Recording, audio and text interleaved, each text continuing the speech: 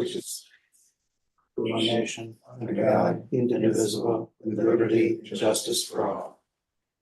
Great. Thank you. Could I have a motion to open the February 18th, 2025 meeting of the Village of Sag Harbor Zoning Board of Appeals? I'll make the motion to open the meeting. Second, all in favor? Aye. Great. Did everybody have a chance to review the minutes of the January 21st meeting? Yes. Are there any comments or corrections? No.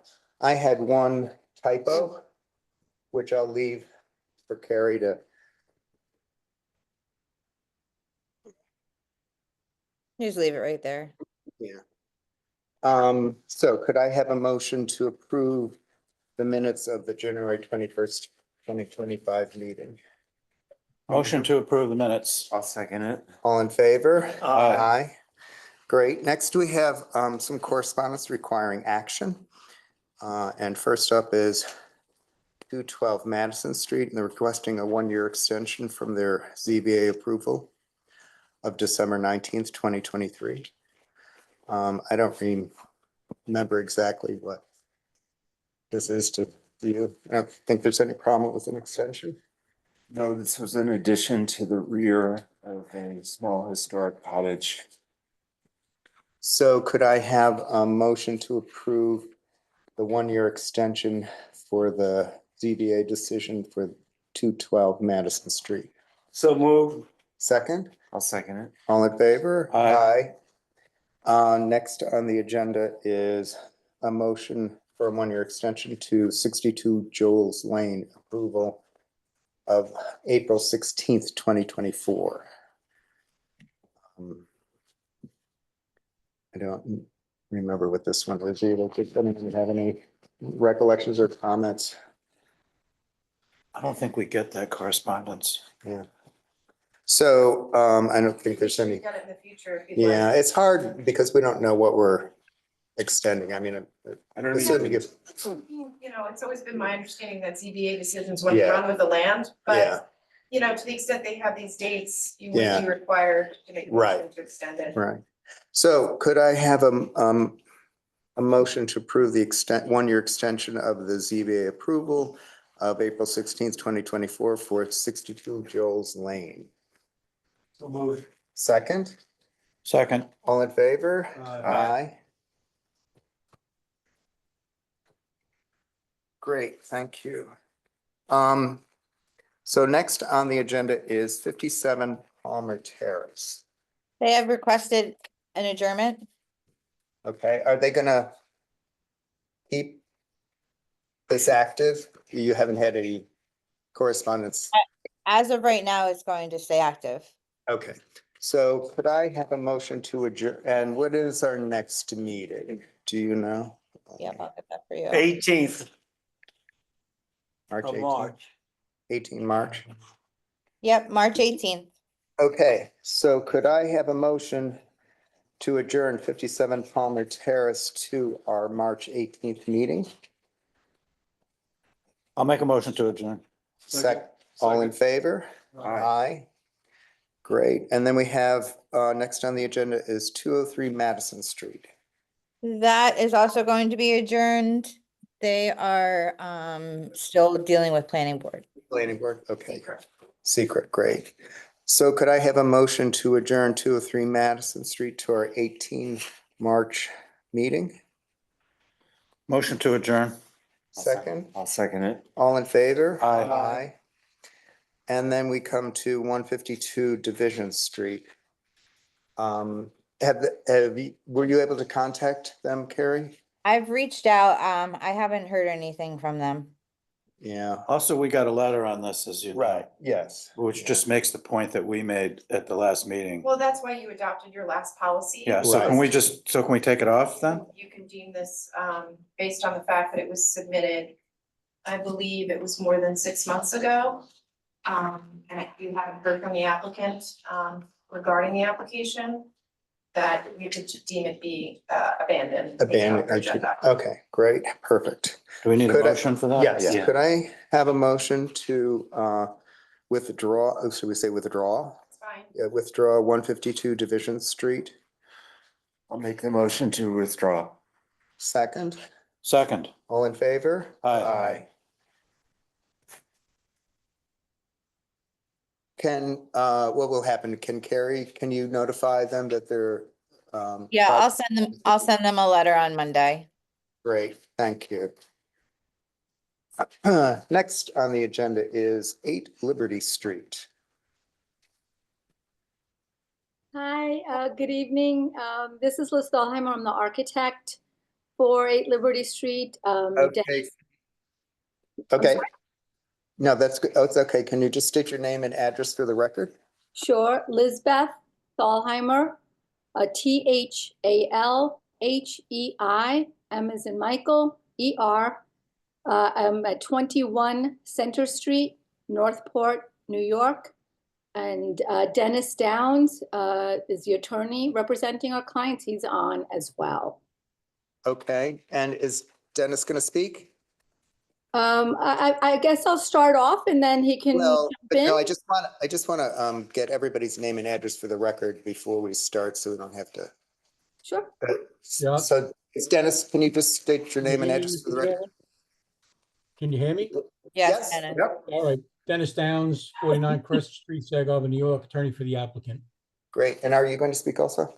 Yeah, I'm the owner. Okay. Anthony Amarato, 16 Cedar Ridge Drive, East Hampton, New York. Okay, could you raise your right hand? Sure. You swear to tell the truth, the whole truth, and nothing but the truth? Yeah. Agreed. And can the architect raise their right hand also? I just need to swear you in. Do you need me to see that physically? I am raising my No, right. I know. I believe you. You Okay. swear to tell the truth, the whole truth, and nothing but the truth? Yes. Okay, great. Now you may proceed. Thank you. Now, Okay. Elizabeth, are you going to share your screen? No, I Okay. wasn't planning on it. I mean, we submitted all the drawings. I'll have to pull them up. I understand that, but I didn't save them for me to present because I wasn't sure that you guys were going to be on tonight, so. Oh, okay. Okay, let me, okay, let me, I have to find them. Okay, While that's happening, because we do have drawings before us, it's really just for the public. Do you want to, does somebody else want to? You want Begin me- the Liz, presentation. you want me just to kick off and then Yeah. you jump in? Yes, that Okay. sounds great. Yeah, I mean, just to kick off a bit, I mean, if you guys recall, we were before you, I think back in November, December, much larger proposal at the time. We were asked to go to the ARB and also discuss the house with the historians, the house dates back in 2015. Uh-huh. We did that, we took into account all the advice and input. We scaled back on the project significantly, now we're proposing a 261 square foot extension to the back of the house, all 1 story. The existing is a little over 1,000 square feet. So we're proposing to bring it to 1,468 square feet. We had a meeting with the ERB just to get their input. And they were comfortable overall in terms of what we're proposing. You know, a few things in terms of some of the materials, they had some recommendations on that, which would, you know, go in front of them again, I assume, so we'll take that into account. So overall, I mean, it's a fairly modest proposal here. Just, I think for the reason, from what I understand, the reason why we, you know, we're within all the setbacks. Right. And I understand the reason why we come before you is because it's a pre-existing structure. Right, I guess anything you do to it is reviewed by you guys. right. There's the 50% rule, correct. Do you know offhand what your GFA is? Just so we can check that. yes, I can give you that information. I have to get back to that. So basically, we're just approving an expansion under the 50% rule. There are no other variances required for this project. Yes, the existing ground floor area is 1,007 square feet. We're proposing to add 261 square feet, which will bring us to 1,268 square feet. So that's an increase of 26%. Right, and what is the do you know what the top of your head what the allowable GFA on the property is? It would be about 500. If it's 50% of the existing is 1,007. None of the addition, none of what we're proposing will require any other kind of variance. We're within the setbacks, we're within the pyramid, height restrictions, everything else.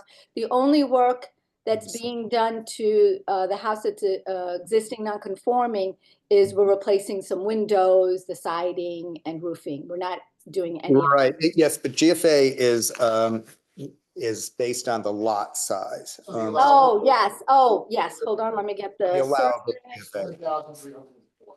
It's on the survey. The coverage calculation. No, It's not coverage. it's not coverage, living it's space is based GFA, on it's a different. Gross yeah. floor area is based on a formula which relates to your lot size. So the square footage of the lot will determine how large your house can be. And that formula, Where's the lot presumably size? you meet No, that, but 6. we'd have to check. You have Yes, this, we meet that. I have that information. so. 6,524 square feet. Mr. Chairman, let me So jump in right now, if I could. 2,500. Right, Scott? yes, so it's gonna be Yeah. 2,500. You're welcome. The GFA was reviewed by Tin, building inspector, and it wasn't an issue. Right, no, I The was reason why just, we're here is because we've got a non-conforming structure on a non-conforming lot size. And we're below the 50%, we're only 26%. It's just a modest one-story addition to the rear of the house. yeah, I just wanted to check because it's not on here and that's been one of the things that's been slipping through the GFA calculations, so. Okay, I have that information here. The allowable building coverage, which is 20%, is 1,304. This is a different calculation though, but we're beyond that, you're okay. Right. Okay. The GFA, okay, so does anyone have any comments or questions? So all this is gone. All of this is Yeah, gone okay. and the only question Okay. is, No question. 5 variances yeah, now that okay. we want. Right, wonderful. any Yeah. comments from the board before? Is there anyone from the public, either on Zoom or in the audience that wants to speak to 8 Liberty Street? Where do you see the other 4? What? 2 or 5? No. Is there a person out there? Yes. Yeah, I see that, but where? Could Donna- you, Donna Flores. could you, Yeah. can you state your name and address for the record? Yes, Dr. Donna Flores, 23 Harbor Avenue. Great. Yes. And I would like to request that everyone that speaks also shows their face and hands, just as a courtesy to us all. That can be accommodated, I guess, if it's, we can- don't necessarily do that. Oh, Department of- I've It's never. not a requirement. Do you have any comments about the project? No, I don't. I was just wondering why everyone else is requested to show their face and hands when we speak. No, we haven't requested anyone to show their face and hands. Oh, Anyway, thank you for your comments. Is there anyone else out there? No, okay. So, any other questions or comments from the board? I have one, concerning the 10-foot in the front yard. No, there's not, none of that is all irrelevant now. None of those variances Well, are I'm just required. indicating, this is what is here on the paper today. Indicating. No, but that's old, that's an old, that's a well, I think we repeat. should have a new one then. The, maybe Liz can state what the exact variance that they're applying for. The variance they're seeking now is just one variance, which is, I understand that, but I'm concerned that why do I get that today?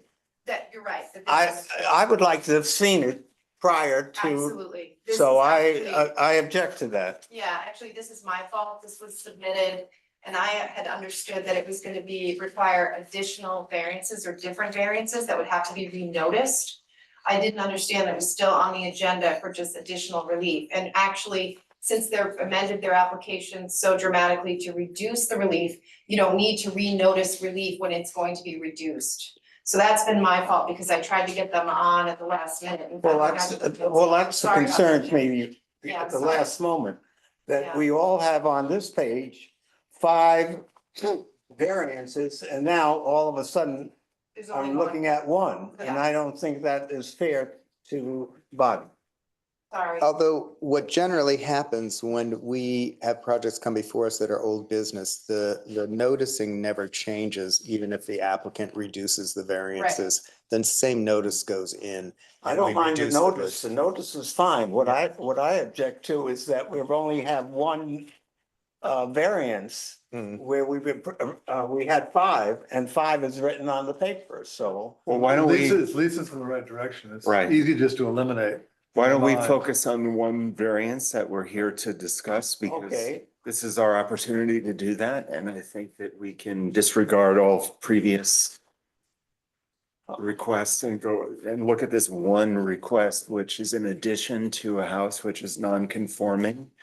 And that's the reason why it's before this board, because we're increasing a non-conformity. And it's in terms of what we well, have.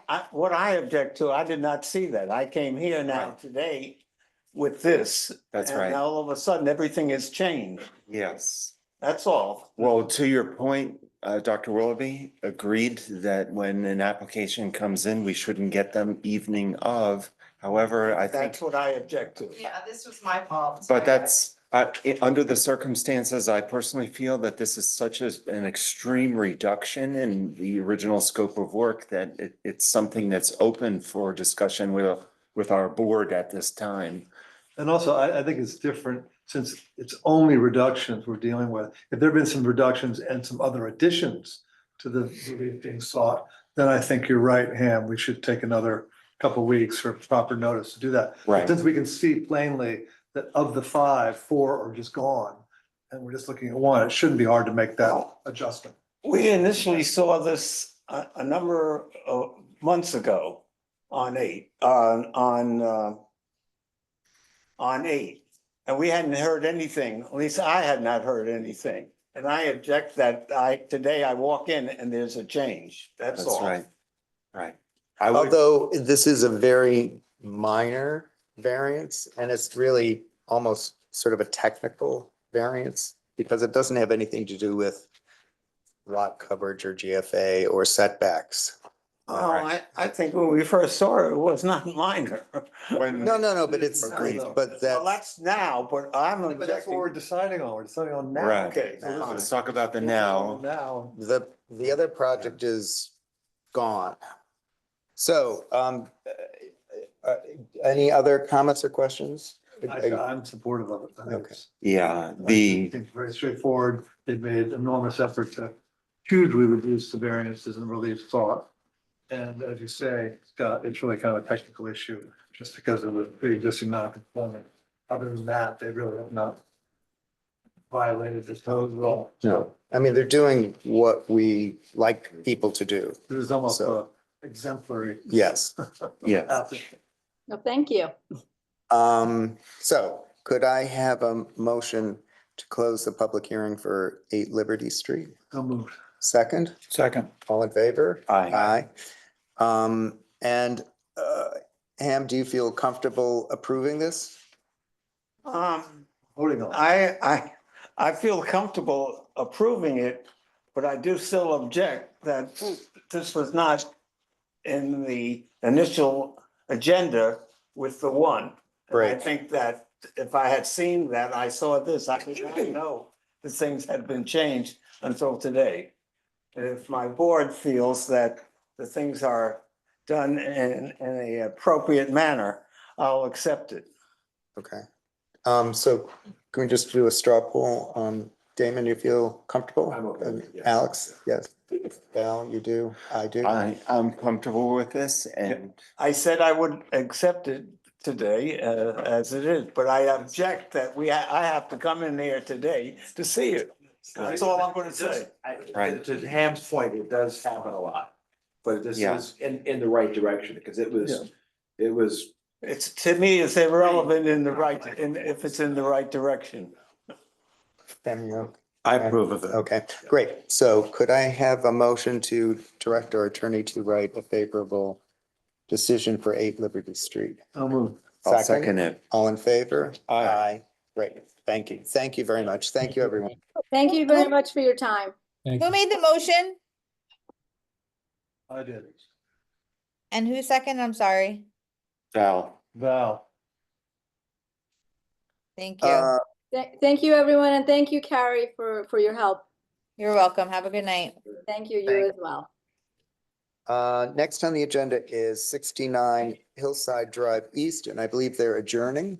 They are, they have to renotice and they didn't get their information to us in time. And just so the board knows, we are being very strict with the submissions for our time limits now, just so you guys are aware. Great, thank you. Yes, we normally have a 1 week. Now we have a 1 week time before the meeting that anything can be submitted. So could I have a motion to adjourn 69 Hillside Drive to our March 18th meeting? Motion. I'll second it. Did somebody approve? Who made the motion? Alex. I did. Oh, you did, okay, Alex did. perfect. And Val. All in favor? Aye. Aye. Great. Next on the agenda is 26 Beach Avenue. Yes, Before you start, just to correct a question about whether or not this was opened properly, could I have a motion to open the public hearing for 26 Beach Avenue and incorporate all the testimony from the January 21st, 2025 public meeting? Motion to open the public hearing. Second, Second. all in favor? Aye. Great. So can you just state your name and address for the record?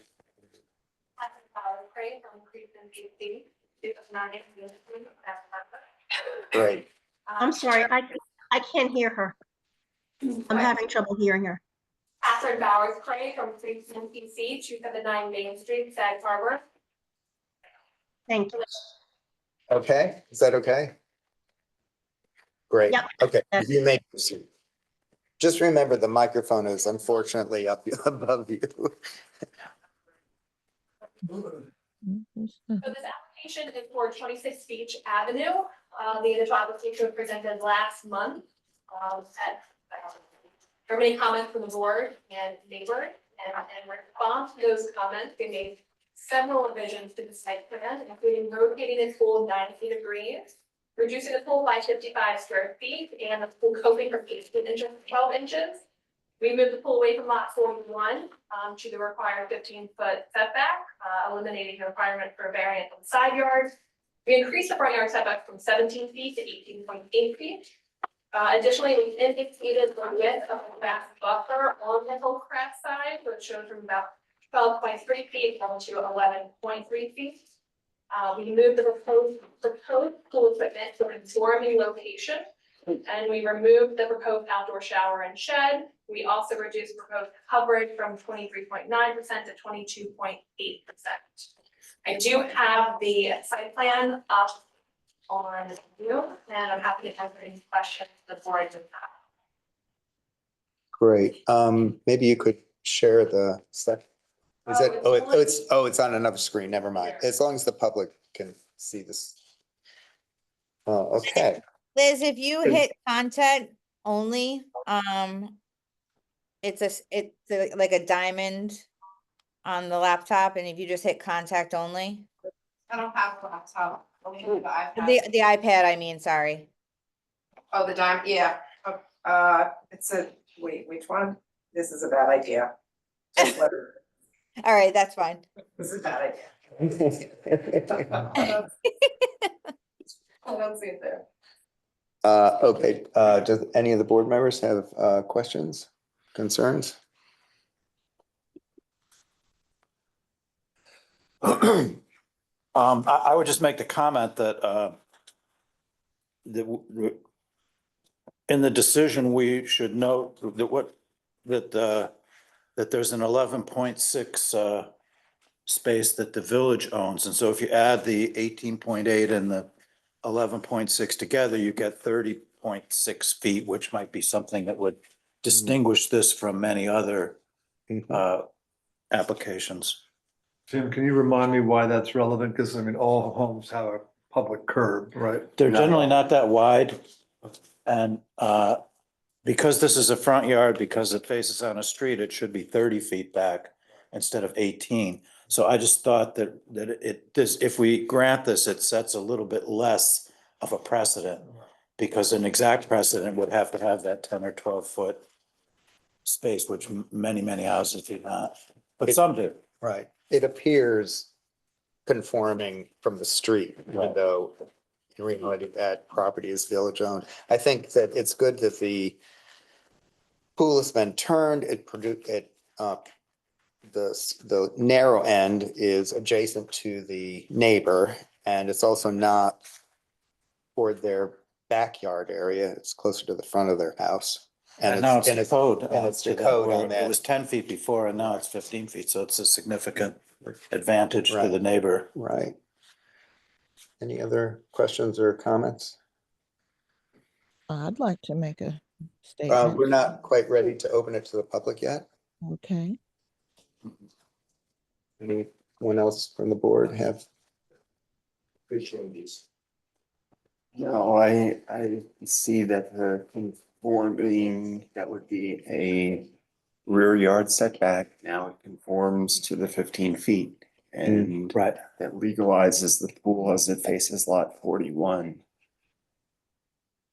Which is good. And the rotation of the pool presents less pool to that neighbor.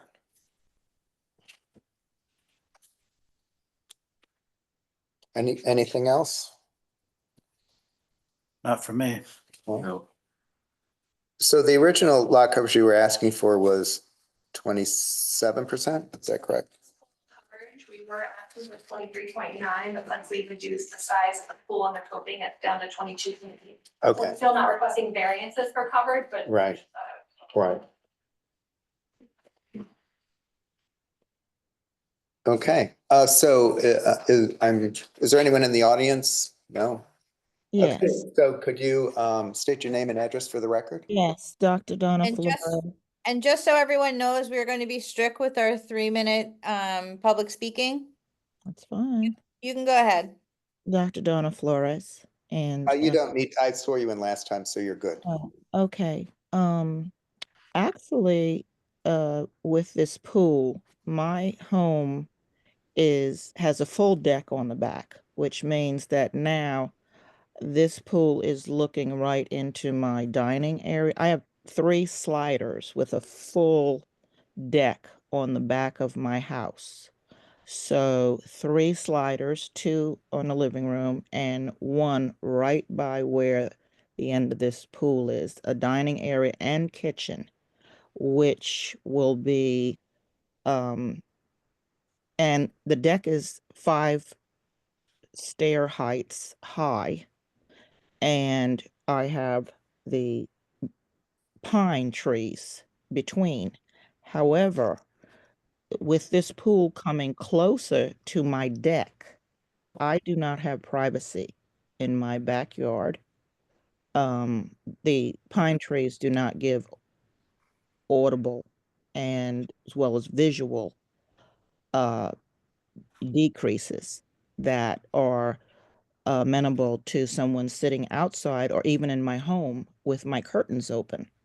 So with this pool being situated right at my kitchen area with a big sliding door, I'd have to keep my curtains closed. I would appreciate if it would be, now, they're pulling this pool toward the front, or which would alleviate or give me more area between the pool. And also I would advise a audio and visual barrier, not the pine trees, which give none right now. I would suggest that they construct a cedar or concrete or some other type of wood structure that's high enough so that if I go on my deck, I'm not watching people in a pool, and they're not watching me if I open up my curtains in my living room, my dining area, which technically is, my deck is the entire backyard. 20 And so, seconds. I would appreciate it if you'd pull it forward and maybe closer to the street, because there are no other houses facing that street. Hillcrest has no houses facing that street. I'm the only person that's going to be impacted by this pool. The only person. And I'd like to have my privacy for my guests. And I've lived in this community for 70 years. And That's so 3 minutes. I'd appreciate your help on this matter. Thank you. Thank you. So just so you know, the pool is the legal distance from your property line. We can request that they put some sort of sound absorbing fence along that line, but I doubt if we would be able to make it. It would have to be very, very tall to screen people on your deck from ever seeing the pool, and I think it would be an unusually high fence. We've never required Requested that from any no. pool. And There in are fact, pools that all we, over Sac Harbor. yeah, and in fact, we have denied it in certain cases where people wanted to construct like 10-foot high fences to do this sort of a thing. This will be visually screened, just not audio screened. Right. When we are proposing a 6-foot stockade fence on part of that property line, but code forbids 6-foot fences on front yard property line. So when it hits the front yard, it's gonna go down to 4 feet, but there will be a stockade fence. Well, that's the backyard I'm speaking of, because I'm on Harbor Avenue. So I would like a fence that is tall on the backyard side for audio and visual, even for their guests. I mean, I don't think their guests want, I mean, I don't want to keep my curtains closed. I don't think I have to do that. I will not do that. Well, isn't it going to be screened with the vegetation visually? It's not going to be screened with vegetation. The vegetation gets very slight on that side. It is not dense. I wish. Well, we can require them to have more vegetation along that. I think that we could But also. But that also does not give a sound barrier. Vegetation. No, but we can require them to construct a sound barrier between the two properties and vegetate it. And the vegetation can Which is what grow you're asking. taller. Which is what you're asking What you're for. asking for. So that I'm we can. asking for a taller fence. Well, I don't know what your fence restrictions are, but I know, So, Scott, why don't you just tell her what we're proposing? And then- well, deck is high. at the My deck moment, is high, we're- and I don't want people looking in my living room, my kitchen, and looking all the way up to my staircase, which I have a well, second story. we can't guarantee that nobody's going to be able to see from property to property because that just happens in a village. And we can require them to do a 6-foot high fence. I suppose we could At minimum. give them, no, that's as tall, that's the limit of what's allowed in the village. And I suppose we could give them a variance to do the 6-foot high fence all the way to the street.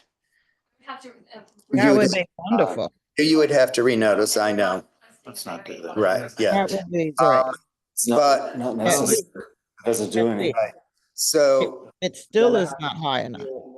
you have to, it's not a conversation here. We're a quasi judicial board, so you just need to let us debate here. Mm-hmm. So what are the board members feeling about requesting fence versus height of the fence and sound attenuation fence? I think your proposal is great. I think a 6-foot high stockade fence where it's allowed in the rear or side yard. And then, is vegetation higher than that? I mean, there are a number of Mhm. species that go considerably higher than. It's gonna be new vegetation, correct? We are proposing additional vegetation. How tall will it be? Or we can specify it? You can, you can I specify. want to say 8 to 10 foot Mhm. arbor vitae, So that way. planted on neighbor 3 will foot get- centers. She'll get audio protection Can't do and audio. visual protection. And I think that's the most we can or Or you mean audio because of the stockade fence? Yes. Well, I mean, if we can't request them to do a sound absorbing fence. We have done that with pools. We did it on Jefferson Street. Right. And Is, they- Yeah, but that is pool there was, any way to move it forward? That's I closer, don't think we should correct? require that. Yeah, Okay. I feel like that's. Yeah, it was 10 It feet. sets a Yeah. bad precedent. Yeah. The fact Is- is, if I can make a statement, the fact Sure. is in the village, if you don't have a pool and you have a pool next door and there are young children, it is a nuisance. Mhm. But a great majority, or maybe the majority of houses in Sag Harbor now do have pools. So if you're gonna live here, you have to accept that. In my own home, the pool that's the noisiest is 150 feet away and it's 3 houses down. Mm. And when there are 5 kids having a wonderful time in the pool, it's a huge nuisance to Mhm. me. But there's nothing that can be done about it. It's a fact of life that you have to live with in this age that we now live in. That's my position on swimming pools. Here. Well, I don't think you're closing your curtains. I don't think you have to close your curtains. We think we're providing, and this is gonna be the end of the discussion, I think. We're providing 8 to 10 foot, 3 foot center arbor vitae, which will visually screen the pool from your property. You won't be able to see through it.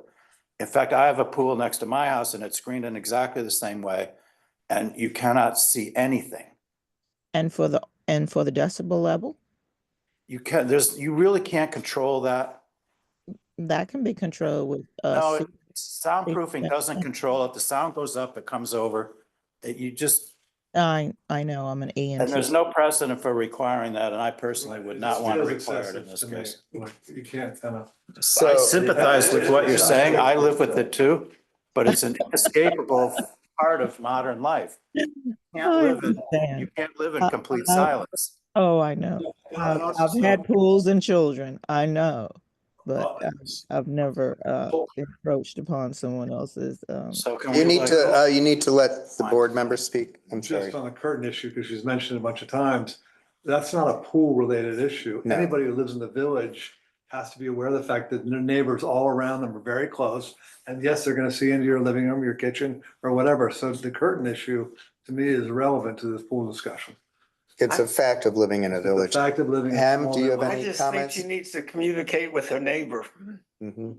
And then at any time there's noise that you feel, you can ask them to quiet it down.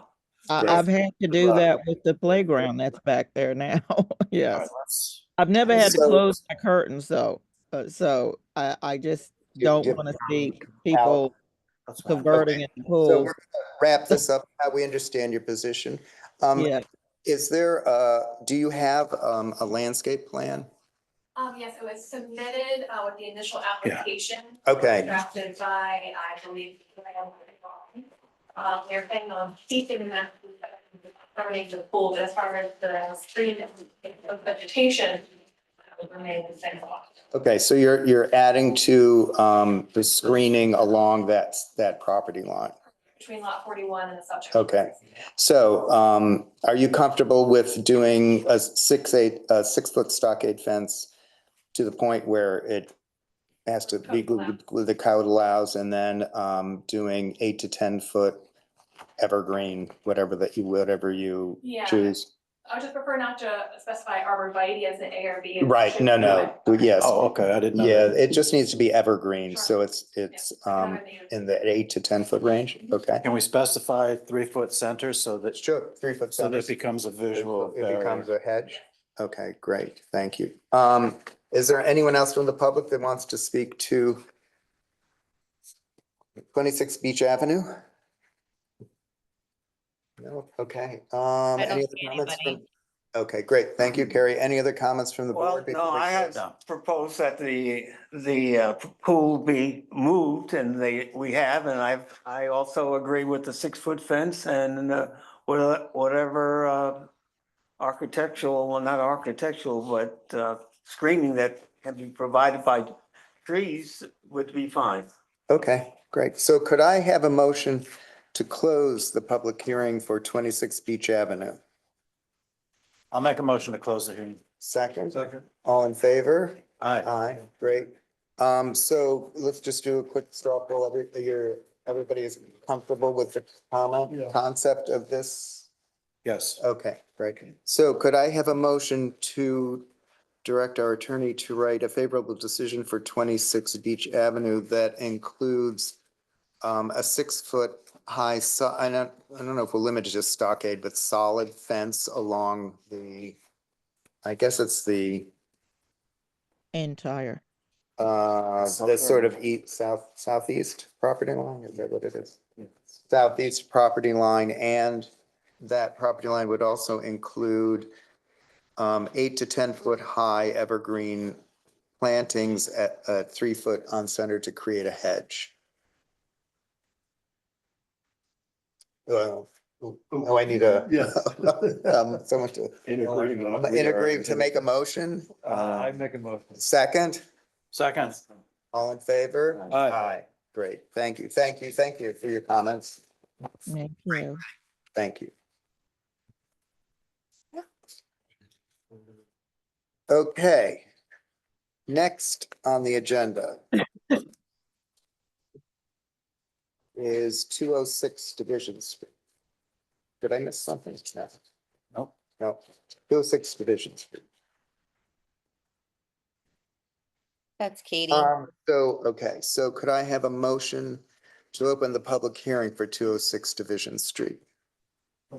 Second, I'll second it. all in favor? Aye. Aye, great. Could you state your name and address for the record?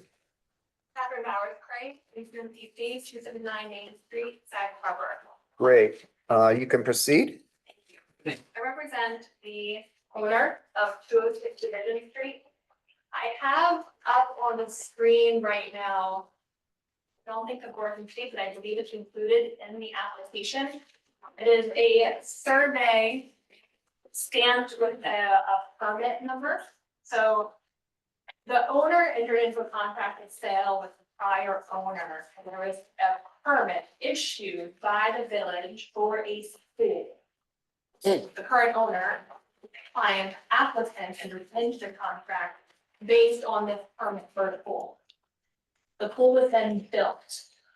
The current owner went to back to the CO and they were notified that the coverage was over. So the pool was built, it stands as it is a 12 by 30 foot pool. In the initial application, the surveyor included some of the at-grade walkways and the coverage calculations. I did submit a supplemental survey. I have additional copies with me. I'm not sure if your set was updated. It's no longer 30%, it is only 28% that we are requesting an as-built variance. Again, the application in terms was issued to the prior owner. The current owner had no reason to believe that the permit wasn't valid or that it was issued in error. So we're here today requesting a variance for 2% of total coverage. Going down the 5 factors, we do not believe an undesirable change will be produced by the granting of the requested variance. It is only 2%. Applicant owner is not aware of any flooding issues. There was the required dry well that was installed at the premises to mitigate any runoff issues. Whether the benefit can be sought by any other method other than driving over a new IA system and pulling out that pool and spending $100,000 to put in a smaller tool. That doesn't seem like a feasible alternative, whether it's substantial. I don't think 2% is substantial, but even if it was, it is mitigated by the fact that it's a unique situation. It's not like he built the pool and is now asking for forgiveness. He did rely on a permit that was issued by the village. Whether there be adverse impact on the physical conditions, we don't believe so. Again, there was a dry well installed for any potential runoff. And whether the difficulty was self-created, usually it is, but in this instance, I don't believe it was, because again, the owner applicant was relying on the permit. The board have any questions? I mean, I think it was just sort of a This sloppy. is a mistake made by the village? It was a sloppy survey, which didn't have any coverage on it, and there's no coverage on here. And the village accepted it without coverage So it calculations. never came before a zoning board. Well, never, they didn't think to ask for coverage, so they just approved it without any coverage. So the building inspector approved it without knowing the coverage. It's not the applicant's fault. When was that? Actually, sorry, it was the prior owner survey. Right. He submitted, so the current owner got a contract relying on a permit that was known. But what it really goes back to is the survey and the village approving it. Yeah, it's a Because- village. It's a village error. This past year, it was Chris Talbot Approved them.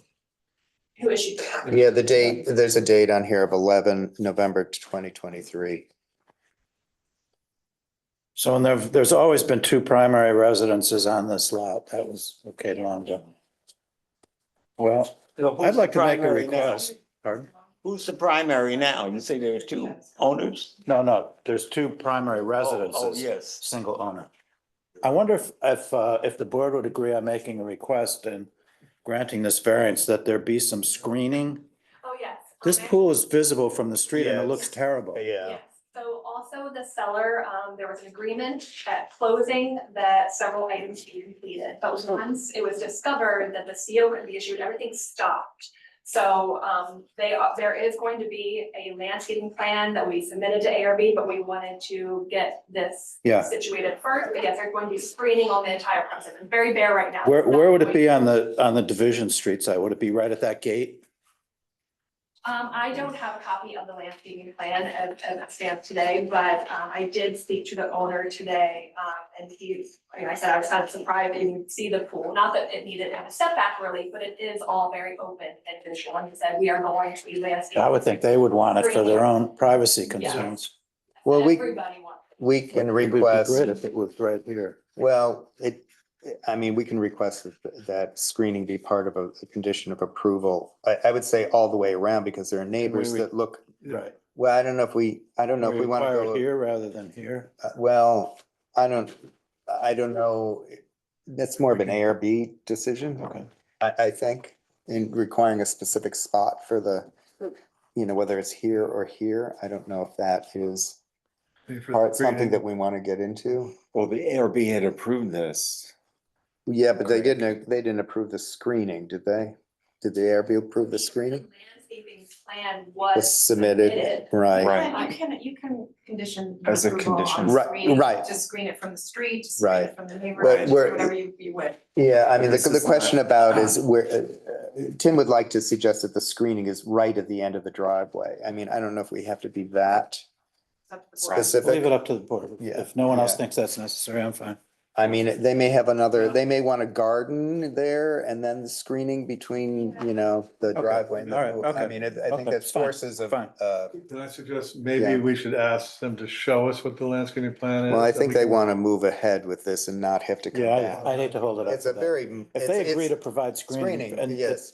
they would want it even more Yeah. than the public would want it, I Yeah. think. I mean, from my experience, the pool, while it may technically be over the lot coverage for the rear Yeah, yard, yeah. it doesn't appear to be dominant back there. It seems to be proportionate.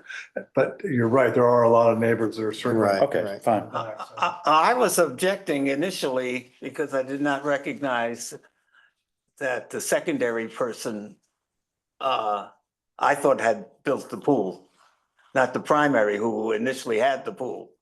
Because I object that a pool is built, But it's the I understand villages, that. it's It's the always been a villages, single owner. I understand that. but it's the village's fault. That's correct, but I want to object because I think that this is important. That when something is built and you have the wrong numbers, it is not correct.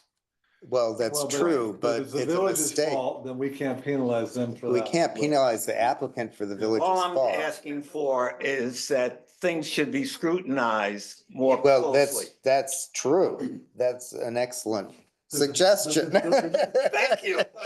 The building department is at the other end of the hall. Oh, yes, go tell I'm that. fine with it, because if this was the primary and they had built the pool initially, I would object vehemently with it, that's all. Yeah, We're not here to punish people, we're here No. to Right, provide right, five parts. Yeah, Right. so we've, yeah, so. I don't think it's punishment. If you'd like, you can consider the landscape plan, by your next meeting. I have to write the decision for the next meeting anyway, so it's up to you.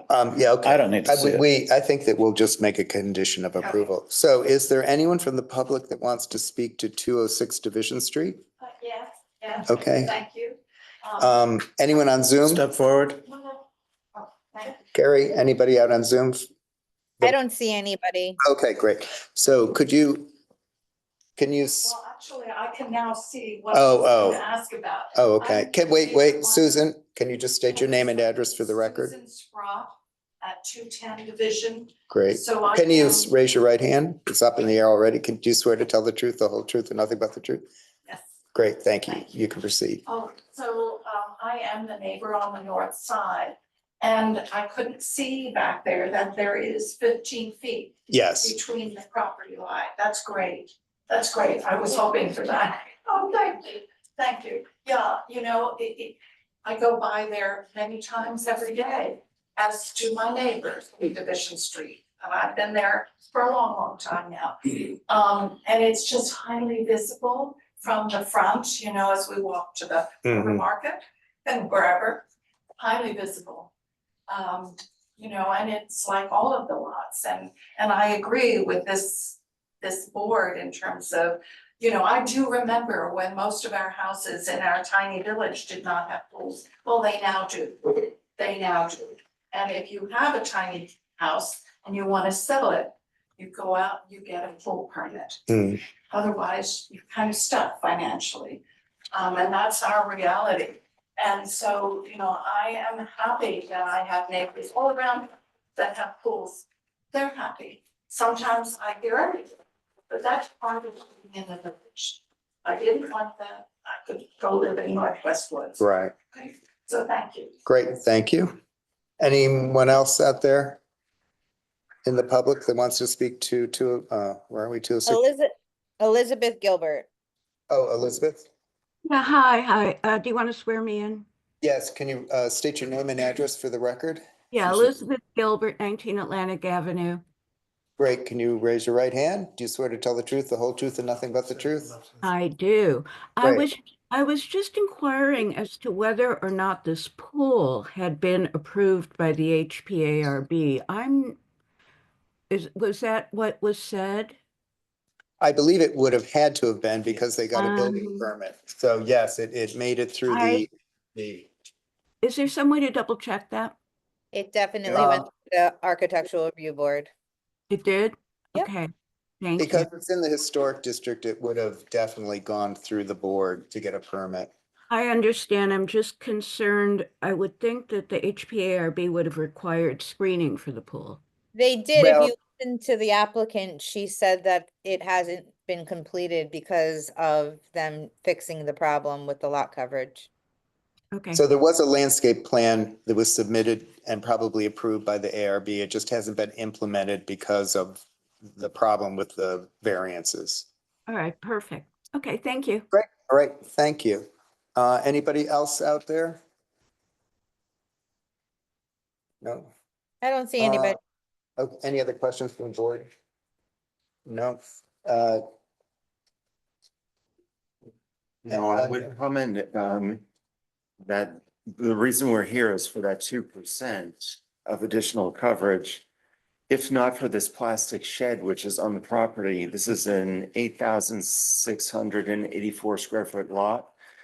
Plastic shed is 64 square feet. There are things like that which, exist that boost your coverage. This is technically a compliant pool in my opinion, and therefore it's the ground coverage of these benign ingredients like a shed or a walkway that are adding to or requiring this applicant to come before this board.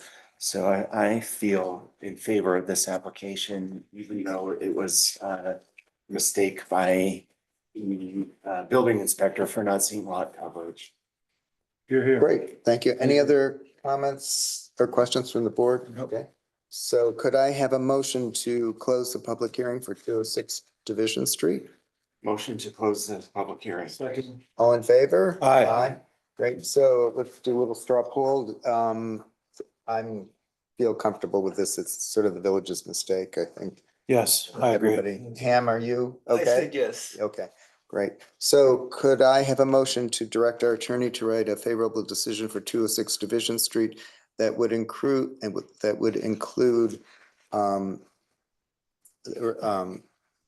request for screening all around basically around the property for the pool and especially from Division Street, based on a landscape plan approved by the HB-ARB. Yes, so moved. Second? I'll We're all second asleep. it. I'll second it. All in favor? Aye. Aye. Great, thank you, thank you. Okay.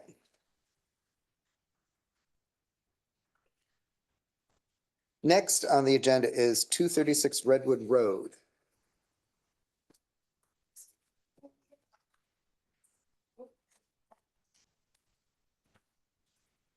And could I have a motion to open the application for 236 Redwood Road? So moved.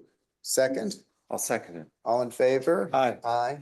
Great. Hi, can you state your name and address for the record? Amy Bowers, Craig, We should get you a chair. 279 Main Street, Sag Harbor. Great. I'm just gonna pull up the site plan. So before you start, there's just one thing to note. Because this is a waterfront property, the waterfront is the front yard and the opposite line is the rear yard, which makes a street yard. No, it's not the front yard. It's 2 front yards, no rear yard. Why is that? It's not according to the code. No, that's totally wrong. If you read the code, the opposite line is a rear yard. So what I'm getting at is the garage doesn't need a variance for being in a front yard, it's in a rear yard. And the required setback from the street is 10 feet in a rear yard, but because it's waterfront, it's doubled to 20 feet. That's what the code says. We reviewed it earlier today. On the street side or in the rear yard, but they require it to be doubled. Right. So remember. There is a rear yard on waterfront properties. Okay. And there's specific provisions in the code for that. Yeah, that's what, but then 10, Oh, okay. we'll talk. But Yeah. principal dwelling still meets or needs to meet the 30 feet. Yes, Correct. It's the accessories which get accessories, the right. exception. Right. So anyway, just wanted to let you know, the garage doesn't need any variances. It's legal. So now you may proceed. Okay, thank you. So I'm here representing the applicant, owner of 236 Redwood Road. I'm just gonna open up the plan, so there's a visual. At least for the audience, I know it's not gonna show on yours, but I'm gonna first go through the set of plans.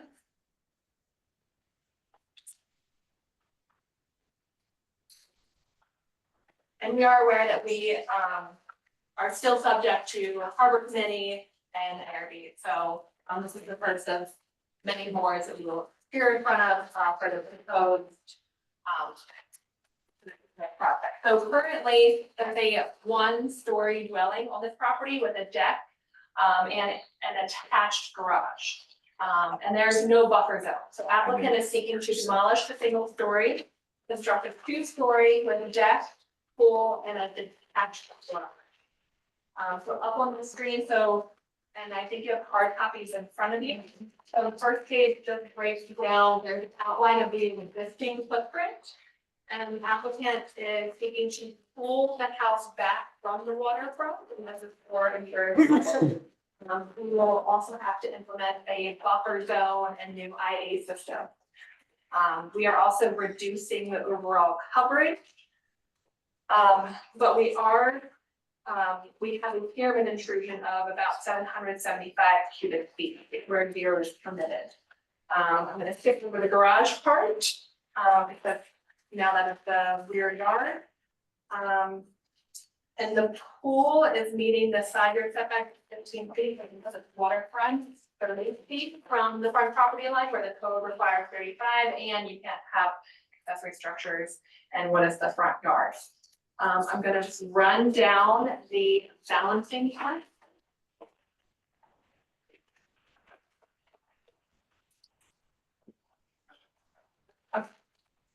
So we do not believe an undesirable change would be created in the neighborhood. The existing structure is non-conforming, and the existing house is set back 42 feet from the water. We are proposing it to be pushed back about 50 feet.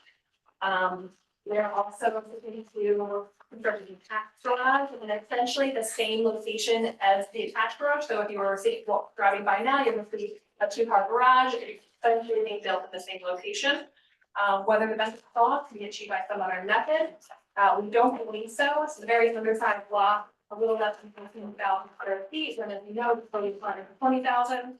And also the, well, not but it's, you know, what would typically be the rear yard is the front yard.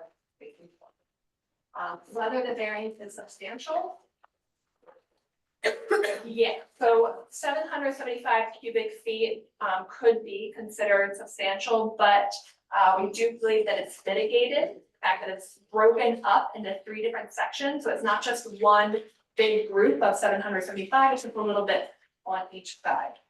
And again, the setback of the pool is 30 feet, where the pool requires 35. So some aspects of this application I don't think are substantial. And whether it will have a negative impact on the environment, the opposite is true. The septic was built back in the 70s. Applicant will install a new IA system and a buffer zone, pull the house back in the water, and reduce the coverage by a couple percentage points. So all of this will have a positive impact on the environment. And while it was self-created, it's not dispositive of the application. If the board has any questions, we have again. So Tim was just mentioning, where is the pool equipment proposed to be? And also where the septic system is going to be on the street side? Is that the Yeah, the concept? septic system will be on the street side, probably opposite of the detached garage. Okay, I can pull up the survey, which will have more specifics. It doesn't show it on the survey that we yeah, have. that we have, and it doesn't show the pool equipment. Yeah, I believe the pool equipment will probably be put under the proposed deck. Deck, okay. I am also joined here by Marcus Zimke, the architect. Marcus, do you know where we're proposing the pool equipment? Can he state his name and address for the record? Just need to swear if he's going to speak. Yeah, Marcus Zemke, 36 East 23rd Street, New York, New York. Can you raise your right hand? Yes, You swear to tell the truth, the whole truth, and nothing but the truth? I do. Okay, you may proceed. Sorry, so okay, yeah. Yeah, so as Katie just mentioned, we were planning on putting pool equipment below a crawl space under the proposed deck area. Okay, And then the septic is unfortunately not shown on this plan, but it is planned for this upper corner. And we do actually have that design laid out already on another document, but right, so it fits and it conforms to all the setbacks. yeah, correct. Great. I think I'm fine with the. I have a question. What's the required setback for the pool accessory, as an accessory structure from the water for the waterfront committee? It's 70 feet, right? 35 feet. This is a bulkheaded property. Yeah, Yes, it so it's a little The different. bulkhead Oh, makes a distinction. Distinction, yeah, it's different. It's a very small backyard to have a pool in it, so close to the Yeah, water. It but the is- bulkhead unfortunately changes stuff. Yeah, oh, Pool for the most part is being proposed in essentially the same footprint as the existing deck. It will be, on the survey, it shows a dotted line where the existing structure lies, so most of it is in the existing footprint Of the house, yeah. of the deck. right, The deck, existing deck. Right. I mean, I'm fine with the pyramid because it's split up. It's not all I'm fine with the there. pyramid. Yeah, yeah. It's a pretty compact house. Right. It's Yes. just the corners that violate the pyramid, which is reasonable. And also, we've approved more than 772 feet, cubic feet. Doesn't seem excessive. I mean, it would be nicer if the pool was, farther away. Yeah, I'm having a little from the- trouble with the pool. With the, from the bulkhead. Any other questions and comments? Would, Mr. Chairman, with regard to the pool location, would that not be also, that's a harbor committee within their purview? Well, they can, yes, they can Yes. push it farther away. So, Yeah. to some degree, I have, I could lean towards approving, knowing that another board has greater jurisdiction when it comes to waterfront ingredients. It's my only comment with the pool, but with regard to the architecture of the house. This is a traditional home where putting the roof line would do damage in terms of the look and feel that this architect has very thoughtfully designed this home. And as Mr. Matheson pointed out, we have approved in the past reasonable pyramid law relief, so I'm okay with the pyramid law request. It doesn't need anything in terms of GFA. No. No, the GFA house is like reads- right at the limit. Because the I house checked reads that. massively bigger than. the Well, it's existing house right on the at the street. limit of it's like decimal point off of being compliant for Very carefully GFA. designed. It's very carefully designed. Liz, do you have any knowledge of generally what setbacks from bulkheads for the pool that the harbor committee likes? I mean, is there a No, I really haven't seen that many Pools pools in on front with of a bulkhead. bulkheads, yeah. But it is within their jurisdiction and this Right. board, whatever you decide, will not bind the harbor. We can read to decision. anything. They could just outright deny the pool. Right. So right? Right. don't Yeah. feel like any decision you make is gonna bind the harbor committee in any way. They have different standards they have to apply. Right, Unless we deny it, right. Then- Unless, yeah. then they are bound by it. Yes, that they are. there. No, that's true. That's correct. This- I- That that's is a reason correct. Not to put it off to some other board and hope they do the right thing. Right. That's what you believe. Right. Yeah. If you honestly believe the pool is too close to the water, then we should vote no. Yeah. In my humble opinion. Can I I ask, concur with you on that, because looking at it, I assumed that it was very close to the water. And I had some concern about the distance. yeah, it is a very small backyard back there. So I at least am glad to see that the proposed pool isn't going further than the existing fence. But my question is, has the applicant considered, not that there are a lot of options, but any other locations for the pool or ways to mitigate that? I mean, it's a little tough and right now, looks like the pool width is just proposed at 10 feet, so that is quite a narrow, moderately sized pool. And again, right now, it's just lawn back there. So this project is going to include a whole revegetation buffer zone of that rear area. So as far as weighing the detriment or benefit, I think it's an overall net benefit. I mean, they may require the 30 feet from the pool to the bulkhead to be a buffer zone. I mean, who knows? Yeah, I mean, who knows? It's going to be Yeah. essentially completely. I might add, in recent months, we had an application where the raised deck had contained the pool. Mm. This pool is actually, the elevation of this pool is at grade. We don't have a cross section of the pool. We're not the harbor committee. However, there's a certain distance which you need from bottom of the pool to the water elevation. Mm. And I feel as if the harbor committee will perhaps be the arbiter of, where this pool exists, but I would say to decrease this variance is to put the pool on a deck or elevate that pool, which At deck will level. mitigate concerns about proximity to water Water, yeah. table. I mean, leave it in the Could you- same place, but surround Well, no. Raise because it up no, or a it could portion actually of it be of a pushed- deck It closer could to be the house. pushed up against the house and Yes, off it the deck. could, and it could be elevated. Could and- you explore that with your client to see about just pushing it into that corner? Sure, I think we just have to keep a minimum of 5 feet between the structures without Well, the deck.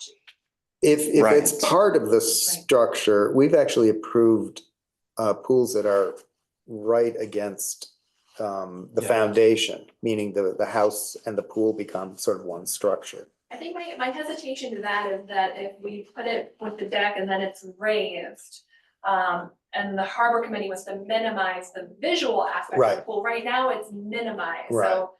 And it's kind of, I think the harbor committee is going to go more in depth with how it plays out on the waterfront.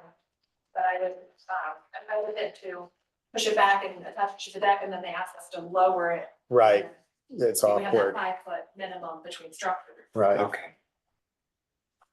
I mean, Well, I half know of the that, deck is already gonna be raised and very visible, so we're just talking Right. about extending the deck to the edge of the Well, house, I guess, right? or are they shoving this back there? Shove this back there and then extend the deck over to here, right?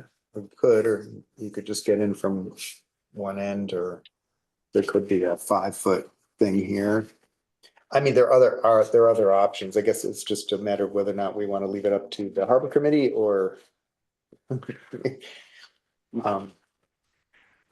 What is the relief again being sought for this pool from the bulkhead? 5 feet. 5 feet. So it's not a lot of relief. I mean, we just approved No. a greater relief. I think it's more critical when it's waterfront though. Right, yes, but also remember that the harbor committee has a different set of rules and regulations that they're gonna apply to this, and they may push the pool in a different position. Just to add one minor comment, where this house is located and on the cove, it's kind of an additional cove within the cove, so Mm, It's unless a little you're basin. docking Yeah. into like the 3 or 4 houses right there, it's gonna be far from other boaters. Well, I just like the idea of getting the pool out of the ground. Yeah, me too. And also just if you look at the picture of the back of the house, it just kind of makes logical sense to kind of have everything up on a deck elevated Mhm, further away from the water. mhm. I wouldn't, if I were the owner, I wouldn't want the pool down on the ground, Mm. you know, and below the house. Right, It is a little bit of a slope. This is just a general observation, but at elevation 6.1, water table in this area is usually elevation 3. So this is only a 3 foot deep pool at best. And it's in the water table at that point, but it's not our purview, I don't believe, to review those aspects. Well, can we write a It's location. recommendation to the waterfront committee? No. well, we I- can, I'm willing to put accept the, conditions I on would, this. I'm willing to accept the 5 foot variance if the pool were raised. What You about know what I'm just, saying? You can consider the impact of the environment. You're Yes, that's allowed part, to it's consider one of that our, Yeah, that's yeah. part So of you're part allowed of to our consider 5 foot, that for yes. sure. And we could leave it to the harbor committee possibly whether they want to place it closer to the house or not. Right. It's just a suggestion. yeah, I agree. with- May I ask a question? Sure. With that in mind, if we were to, if we were required to go that route of raising the pool, I do think that would mean increasing the amount of impervious surface to be able to get some kind of portion of deck around that, which would bump our lot coverage back up a bit. We're just under the allowable right now. We've reduced it from 29%. So I guess would we be offered a bit of relief on the lot coverage if we were required to kind of raise that pool and do the proper decking around it? Well, I think that we would very much, if we're the ones that encourage you to raise the pool, I think we'd be open to looking at other variance requirements that cause as a result, for sure. I mean, But if can I there's the benefit, if there's a benefit to the environment, then that's something to weigh against. But I was gonna say, I mean, Katie said that they have a few boards to go to. Yes. We don't have to make a final decision tonight. Can't we just encourage the applicant to consider some other options with the pool, including bringing it closer to the house and or elevating it? And then get some feedback from the harbor committee and see what they say. And then we'll have more information on which to make a decision. We can do that. Yeah. I mean, basically, we've sort of given you an indication that we think the house is fine and you don't have a problem with the garage anymore, and that's all good. And the only really question is the pool, and the harbor committee may have, strong opinions about where it should be, and but we may want to also have input on that decision. I don't know. So I agree with you, Mr. Chairman. I feel that this board shouldn't get into the logistics of what the harbor committee does. I am in agreement with the house. I would be willing to approve the house portion of this if the applicant wanted to ask us what they feel about the pool. That's the only sticking point that's occurring at the moment. If it's 5 feet, I see that's a reasonable request. I see, so we could approve it based on the 5 feet being acceptable. And if the harbor committee wants to go further in directing them in a certain direction, that's up to them. That's their job. I'm okay with that too. Well, that's not exactly what I said, but my opinion was to get the pool out of the ground. And in exchange for that, if a 5-foot variance is needed, to grant that on environmental grounds. So could we write a decision to approve pardon me? Next month, right? How many do we have so far? Oh, I don't know. I You don't can do know. whatever you want. I don't know if I can do it, but you can do it. No. This is like, no more approval. No. Well, what I'm wondering is that can we split off the pool and just, No, that I don't recommend. Okay, Because we want one survey attached to your decision that the Okay. building department can look at. Okay. Everything on here has the requisite variances. And we can- So then if we Walk want to on do, At the harbor, some of the other committees require that the zoning board grant the variances before they want to hear it. So maybe they could do a walk-on with the harbor committee. I mean, is that a condition for this moving on to the harbor committee, our approval? Generally speaking, I always tell planning board, I don't know about harbor committee as much, they have such different standards, but that they have to comply with zoning for them to approve First, it. right. Or have the variances in place. Right. So most people have to come to this board first. Right, Because those other boards don't have the ability to waive right, the code right, the way you do. right, They can waive the wetland standards. Right. But they can't waive the setback standards. right. But, They can make their condition, their approval conditioned on yours, maybe. Mhm. But planning board, it's pretty well settled that they shouldn't do that. Right, They right. should get variances first. right. Yeah. So with that in mind, what are you thinking? Can I just Tim? ask one Sure. question about Tim's proposal though? Yeah. If we require that they elevate the pool, the architect said they may have to increase the lot coverage. Right, And so we're not gonna know tonight by right. how much they're asking No. for, what the relief is they're searching for. No, So they we would have to, it would have to be We could renoted. suggest that the deck be a very narrow deck that surrounds the We also pool, wanna and you make it- connect it to the main deck, and you're just walking over, so the increase in deck area might be very minimal, Could be minimized, yeah. 2 or 3 feet around the pool.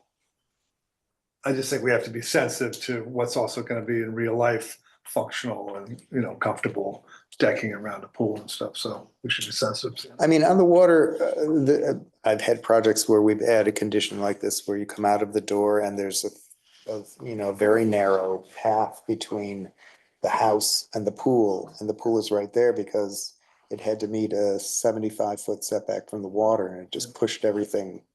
And it works. Yeah. So there are options. It's just, what do we want to do? Do we want to adjourn this?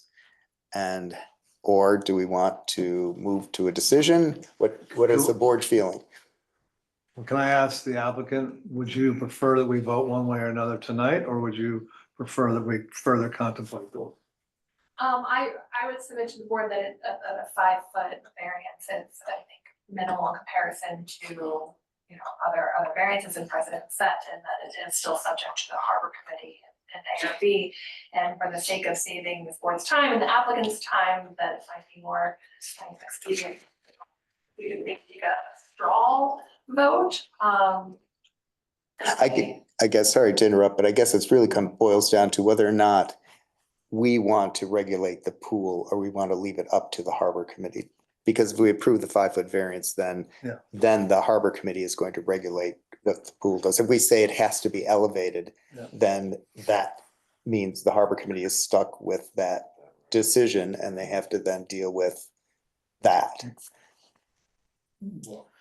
So it's We'll determine depending, how deep the pool can be. well. Based on the water table. Well, the water table is going to determine it. I mean, because of, you know, they're not going to put the pool, because it will just pop out of the ground, basically is what happens. They pop. So it's not specified anywhere. They haven't done No, any drillings or no. anything. Well, I don't know, is there a test hole? There's no test. hole There's no on test this- hole, yeah, this so we project. don't know really. Yeah. Before we move on, is there anyone from the public that wants to speak to 236 Redwood Road? Yes, please. Okay, first we'll do you in the audience? Yes. Oh, no, I'm on the Zoom.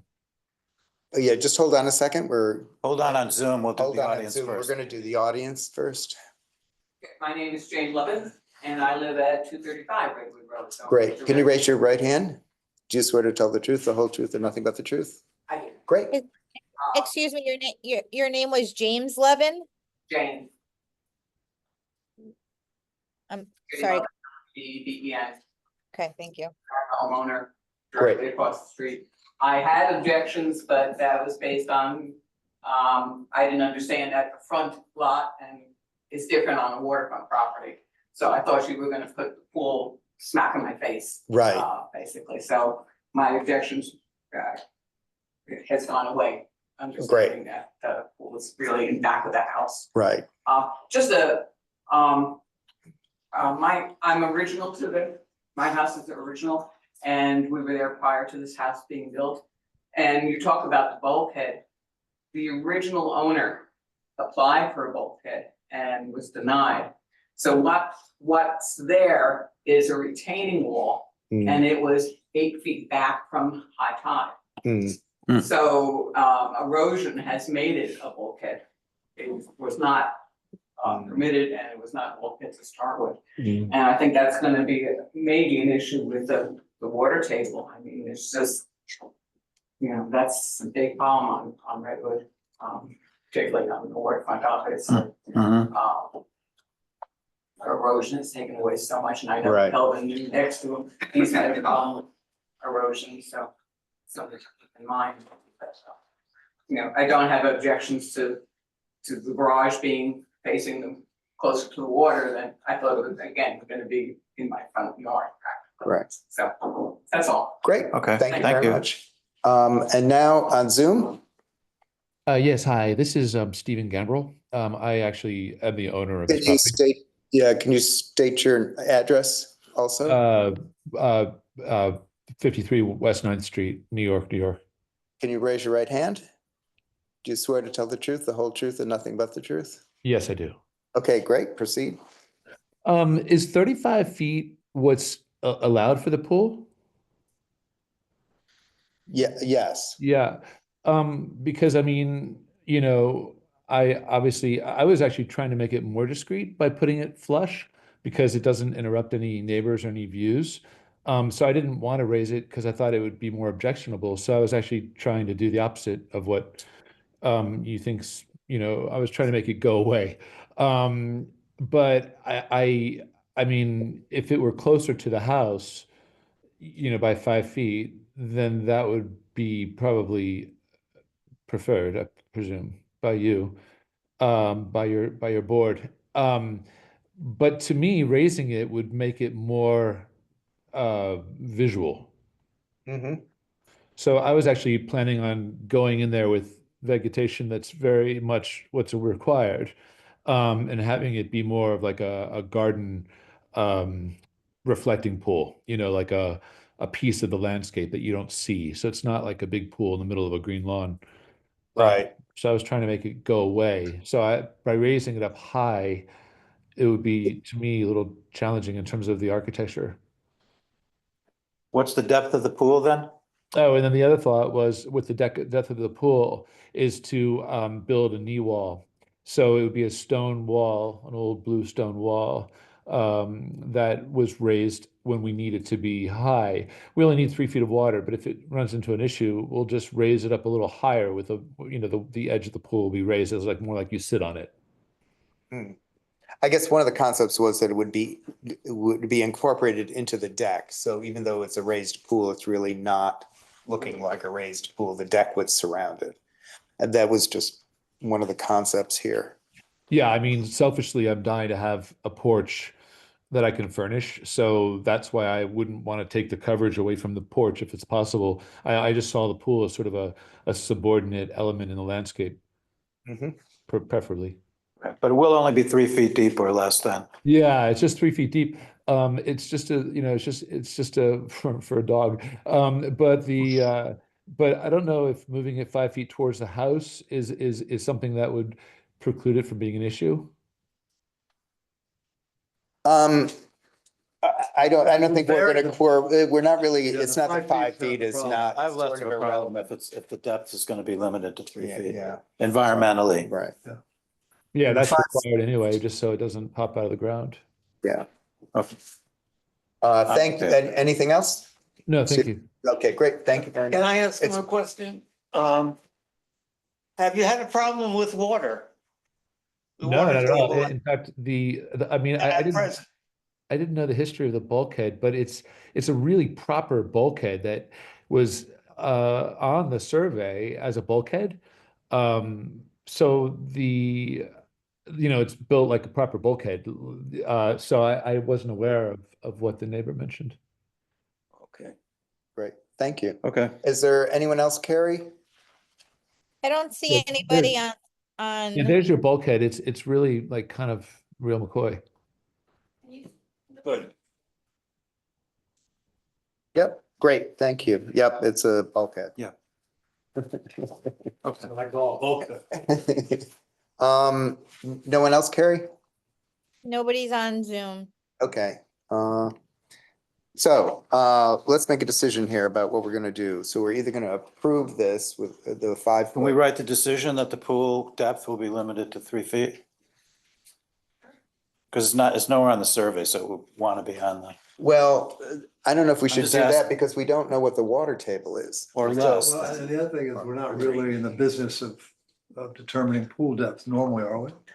Well, we can take environmental concerns into account. That's part of that's my only, But I mean, if they decided they wanted to pop it out of the ground a little, then, and make it 4 feet deep, then we've said you can't do that. There's a Alright, okay. Yeah. minimum separation of water table to bottom of pool, Right. and that's, I feel like we are. so who will take care of that? The building inspector?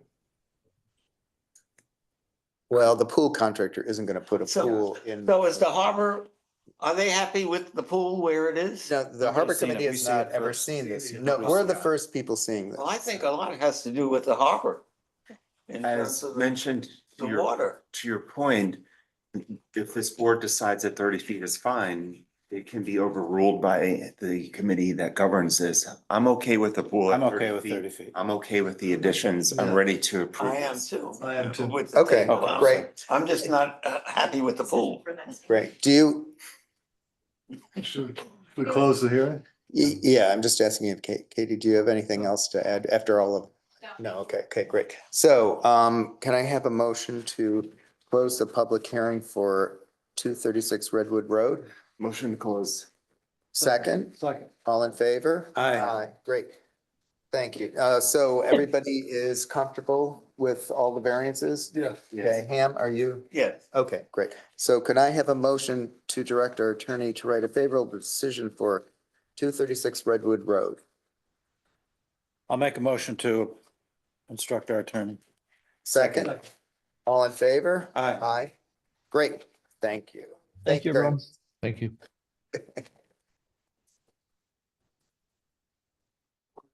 That's the famous. Yes. That's.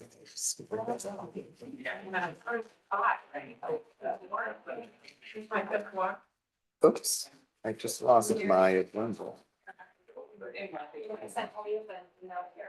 Okay. Okay, next on the agenda is 53 Rysam Street. Can I have a motion to open the public hearing for 53 Rysam Street? I'll make a motion. Second. All in favor? Aye. Great. Hi, can you state your name and address for the record? Katie Bowers, Craig, 350C, 279 Main Street, Sag Harbor. Great. Representing the owner of 53 Rysam. Here tonight.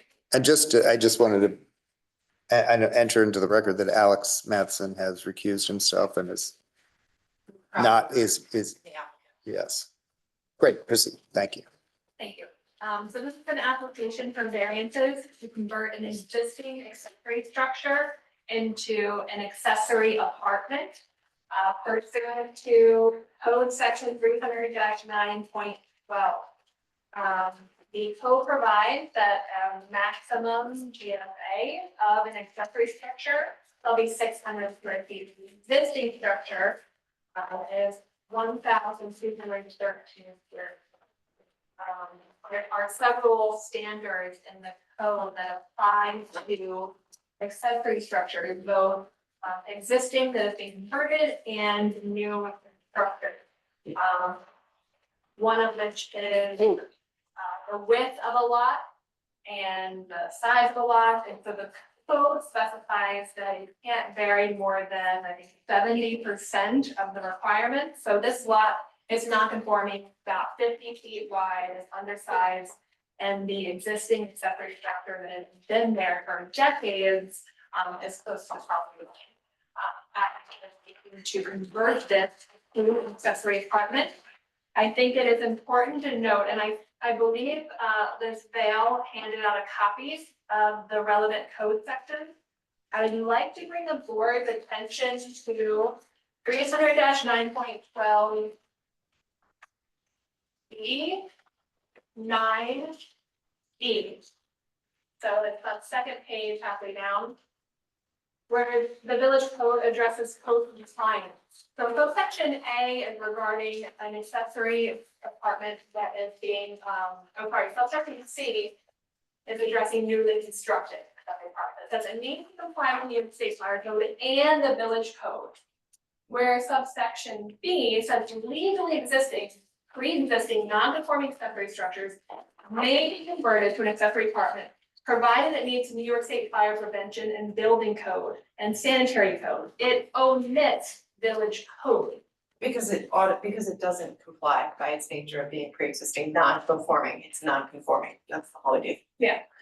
And so, to me, it appears that the intention of the code is to allow existing non-conforming accessory structures to be converted, because again, the intent is to provide additional housing in the village. A lot of these standards kind of rule out a lot of properties in the village because so many of these properties are undersized and have less than 8 feet. So I will briefly go down the balancing test. So first question, we do not believe that granting variances will produce a negative outcome in the environment. In fact, the intent of the accessory apartment law to maintain and secure residency, which this would effectuate that. Whether the benefit can be solved by some other method, the structure is already there. So, you can't cut it in half or demo it. It stands as it is, and now people would like to convert it to accessory. So we don't believe there's some other feasible method to pursue. Whether it's substantial, because the structure is already there, I don't believe it is substantial. However, if you're just looking at the raw numbers, you could say that it is substantial. Whether it will have an adverse effect on the physical environmental conditions, no, because we're not changing the conditions on the ground. We're not constructing any new structure. And whether the difficulty was self-created. This one's kind of a tricky one because the code has changed since the applicant has been the owner of the property. And like I said, like I mentioned before, the specific code section that excludes the village code and having to, being included as a requirement in pre-existing structures. I believe shows an intent by the village to allow structures like this to be used as accessory apartments. And if the board has any Great. questions. Liz, does this section that I can't remember which one was it, was 9B? B? Does that mean that we don't have to pay attention to the maximum and minimum square foots of section D number 3? Because that requires, between 280 and 600 square feet. Yeah, they all still apply. They all still The apply. idea, though, is to encourage, people who have pre-existing non-conforming structures to be able to convert them to Right, accessory apartments. That's why Right. it says that they can. right, But the other sections still apply, which is why they're asking for a variance. Right, That the right. village board is considering a potential code amendment, probably within the next couple of months, to get rid of some of these standards, since they're 70% one in particular is proven to be quite difficult for Right. applicants to meet because of the small lot sizes in the village. right, So that's one Right. thing, that's on the horizon. right. And just so the board understands, we've never granted a variance like this.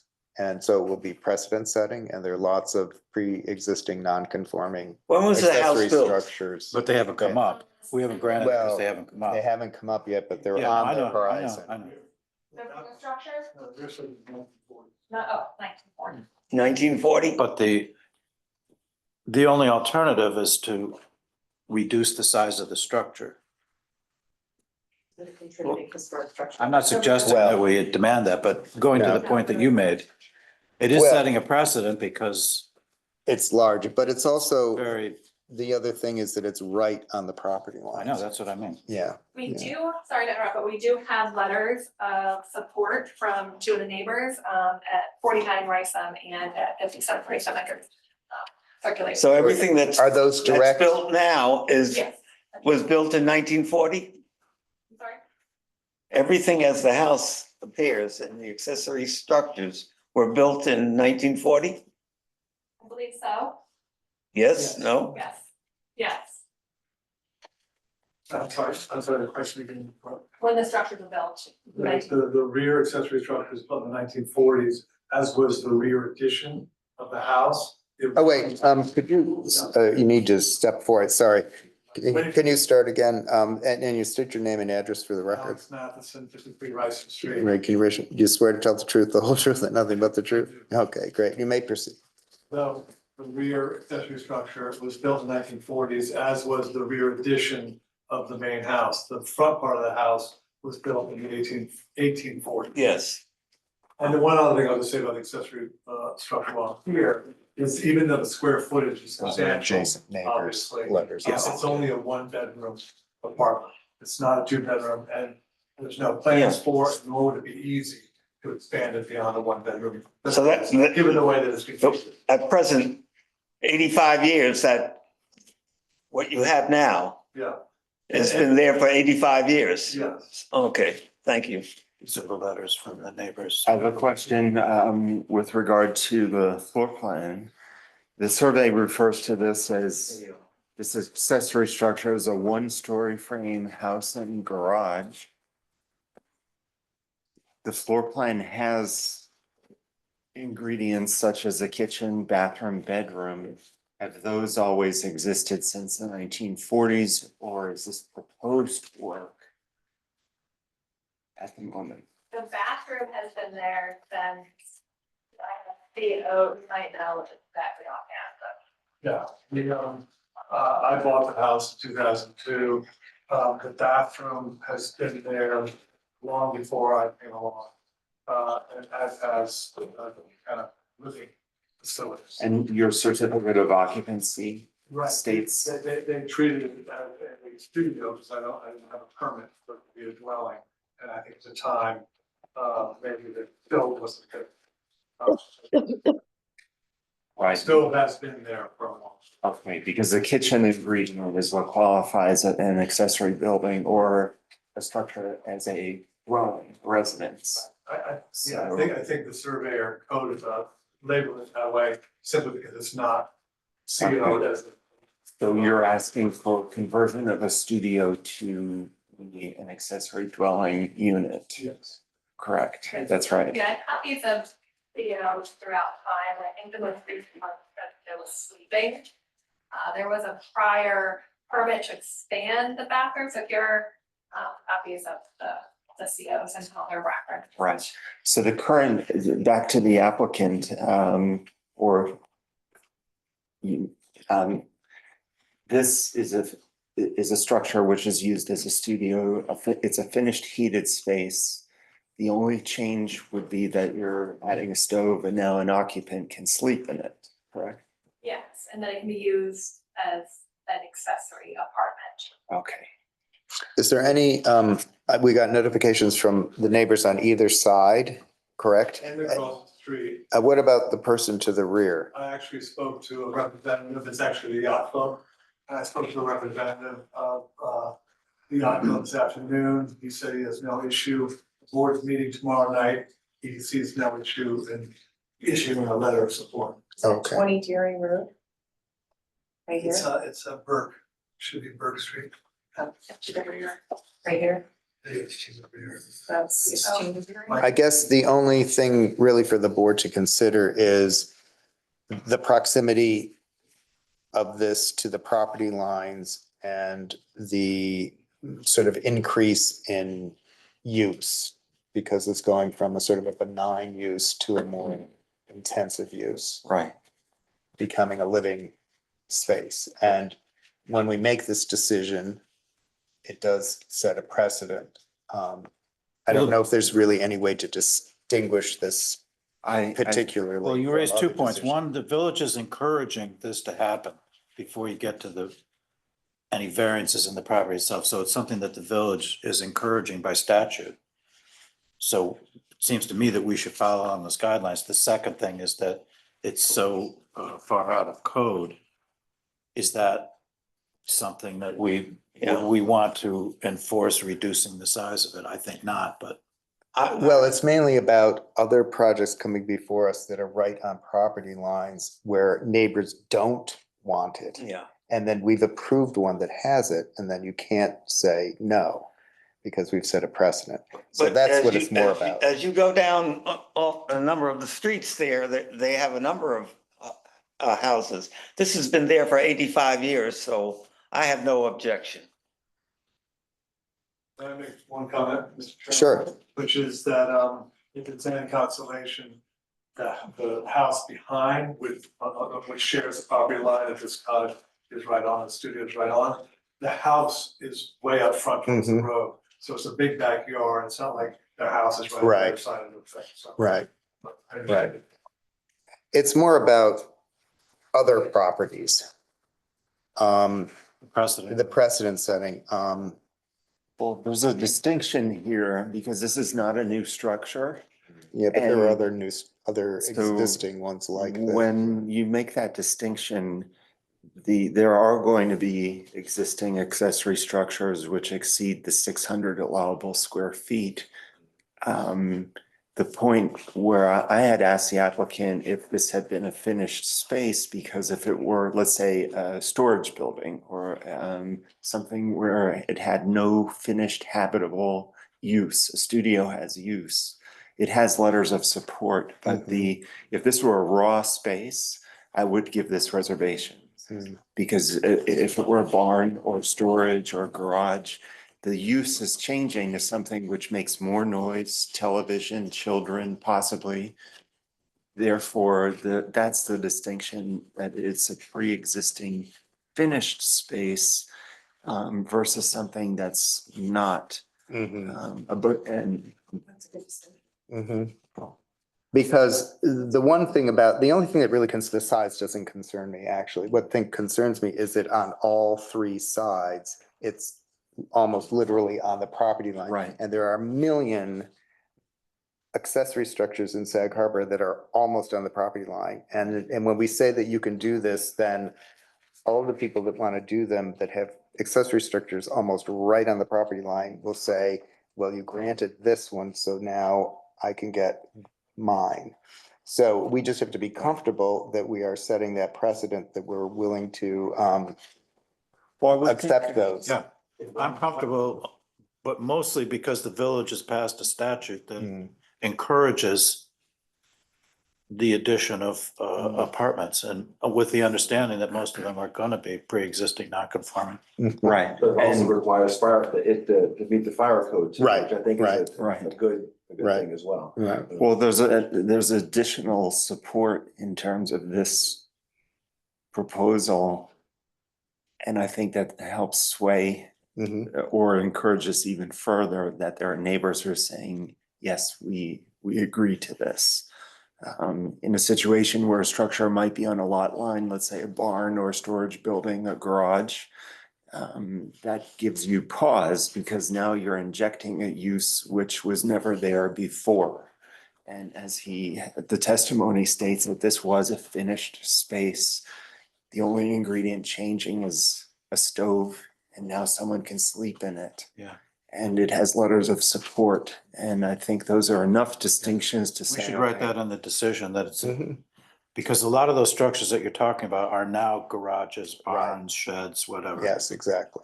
Right. And So therein perhaps- lies where a neighbor could show up and say, wait a minute, I've got a building right on the lot line and it's got children inside, or the occupant is playing music. Mhm. And I feel that that's where we draw the line. Mhm. Did it have habitation prior, or living or heated conditioned space prior? Mhm.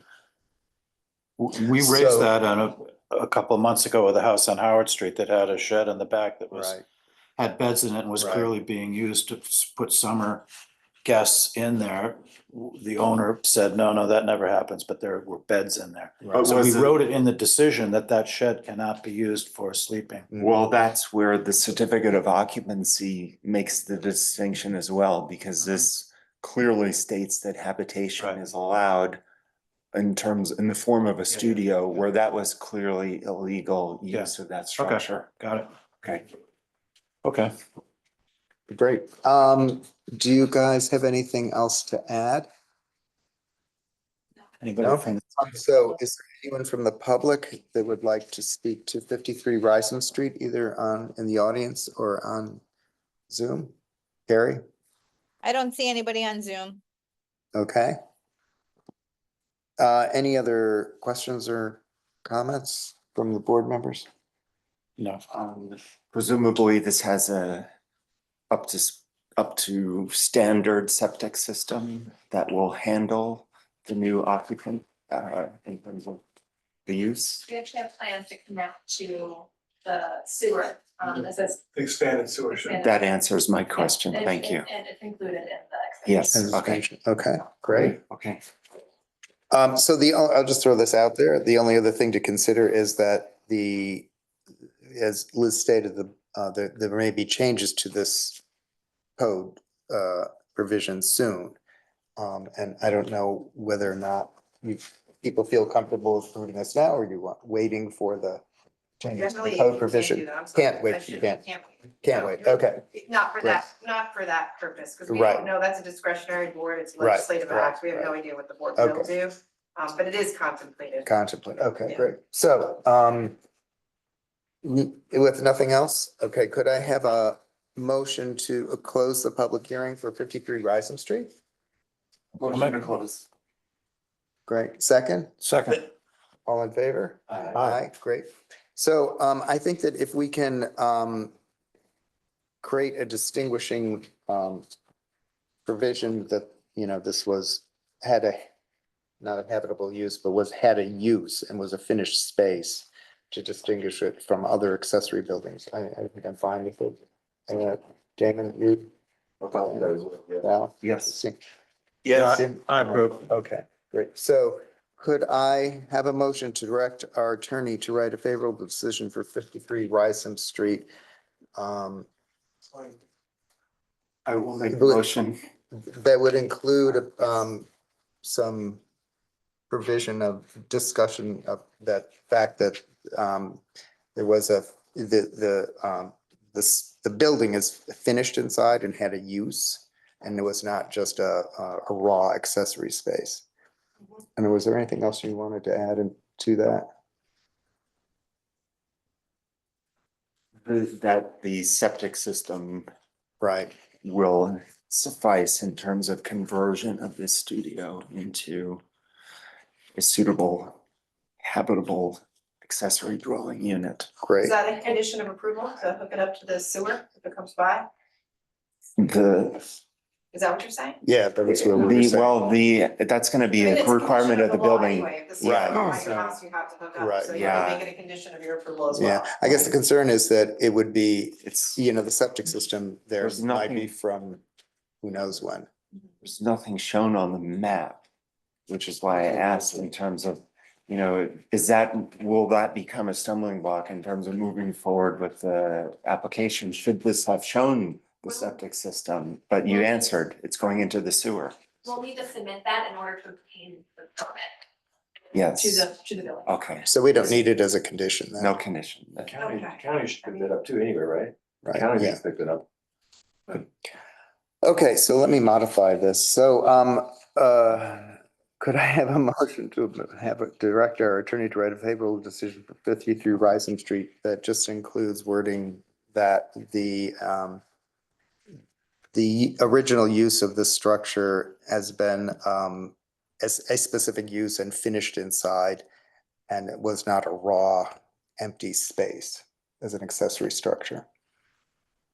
Yes. I'll Second, Second.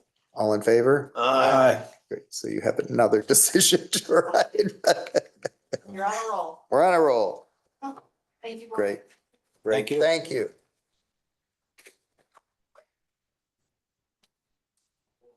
Great.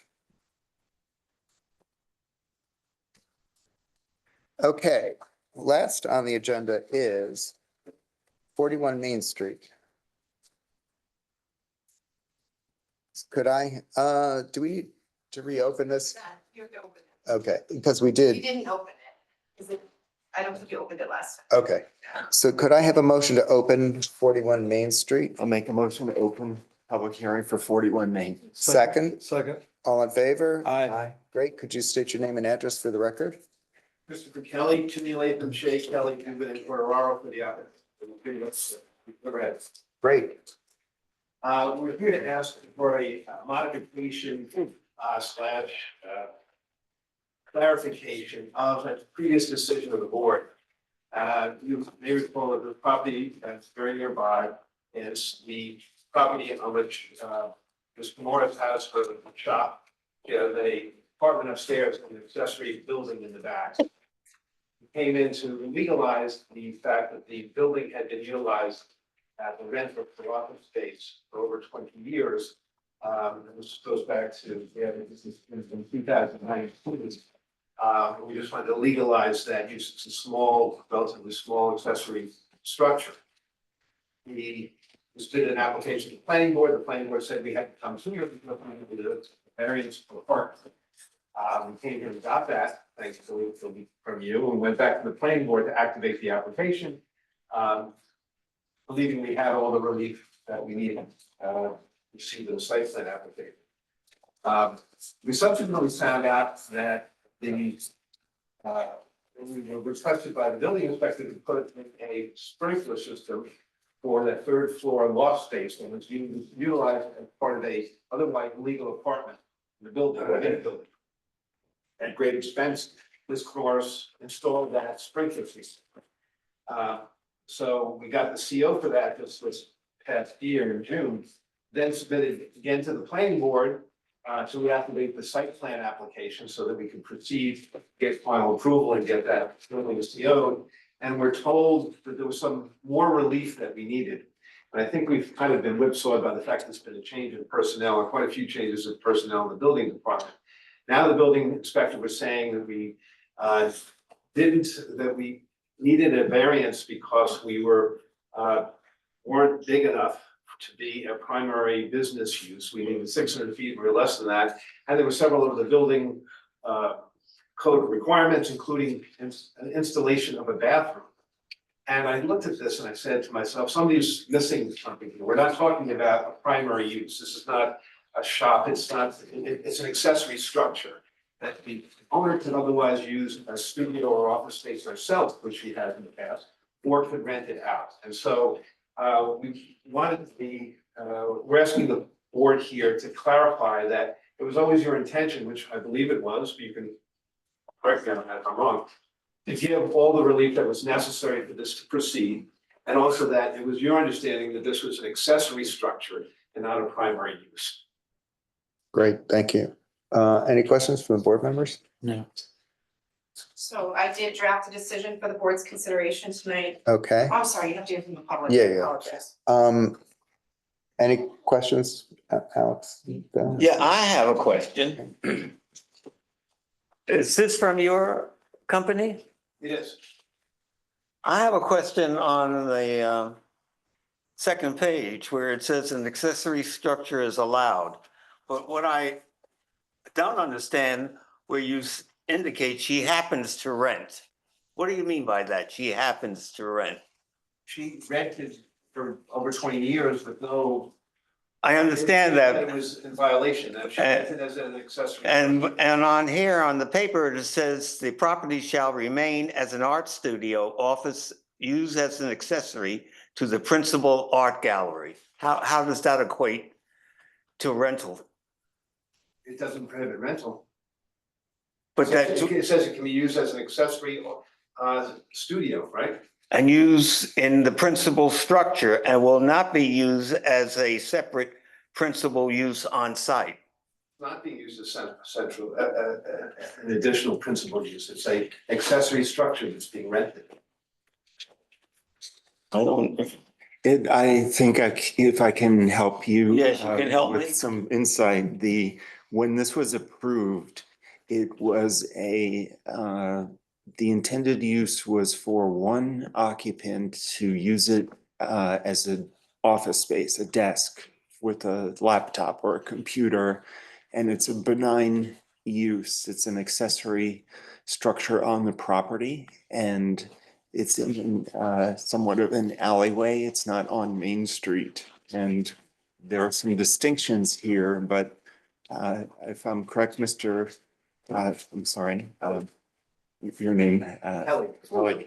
Am I correct in saying the planning board wanted a bathroom or? No, the fire marshal wanted that. Because that's with Yeah. state fire code or something. Right. Right, we, the condition of this approval did not include or involve a bathroom, and I feel it should stand as is. Stand as is. Yes, we approved this in 2020. And did you approve it for rental? 2021. Always as the understanding that it was an accessory structure, it wasn't a primary structure. It wasn't a principal use, and so now they want, they want clarification. That the person who rents this will use the bathroom in the main. Right. The main art. So we can put that in as a condition of our approval, correct? And just from Mr. Willoughby, Make and it wasn't here last time. Said it was accessory. One of the ways the application was mitigated is by the fact that we're devoting a portion of the property that's never been formally set aside for parking. We've added 3 parking. Yes, I understood that from before. Yeah. I have difficulty with the language and when you say you're using the accessory in the principal art gallery and use in the principal structure and will not be used as a separate principal use on site. That's where I have in terms of the rental. But we have already done that, so. We have approved, which on Church Street, there was a garage which was being converted into a retail space. So this is something that's not foreign to the board. Yes. And, in that case, I did ask the applicant, who happened to be Dennis Downs, what the intent was if they were connected to each other in terms of business use, and the answer was no, they could be separate uses. In terms of the main building not having to have the smaller structure as an annex to that business. So, Although I think in that case, wasn't there a bathroom in there? there was a But I mean, bathroom in there. it didn't, it sort of met all the requirements of a separate. Perhaps they thing. wanted a bathroom, Yeah. the size of it was such that it could accommodate a bathroom. Yeah. I think the problem here is the bathroom, correct? Partly. Totally, it had nothing to do with zoning. The bathroom issue was introduced by the building Oh, inspector for right, the first right. time, based on a building code, because he reclassified. Because a principal has to have a bathroom and an accessory doesn't. That's what it comes down to, correct? So you can indicate to me that nobody has lived there? Oh, absolutely. You can walk in, you can see, it's just, Okay. it's a square office space. There's no bathroom. Oh, yeah. Okay. There's nothing there. I like the definition of living. That's what I would like. That's all I have to say. Great. Let me just see if there's anyone in the public that wants to speak to 41 Main Street. Have you been inside? I don't have anybody on Zoom. Nobody on Zoom? Could you step forward? It's a little off, it's like a I 10 by know, 10, but all I 10 by wanted 12. there was a big Yeah. sty. Yeah. Can you state your name and address for the record? Sure, I'm Brian Everything's scattered. Forehand. It's I own bullshit. the building just to the north of Romney's at 35 Main Street. And you're at your address? For- My address is 35 Main Street. Okay, could you raise your right hand? Do you swear to tell the truth, the whole truth, and nothing but the truth? I do. Okay, great. A couple of things, I have no problem with the, it's not really a variance, I It's a guess, it's a modification, clarification. yeah.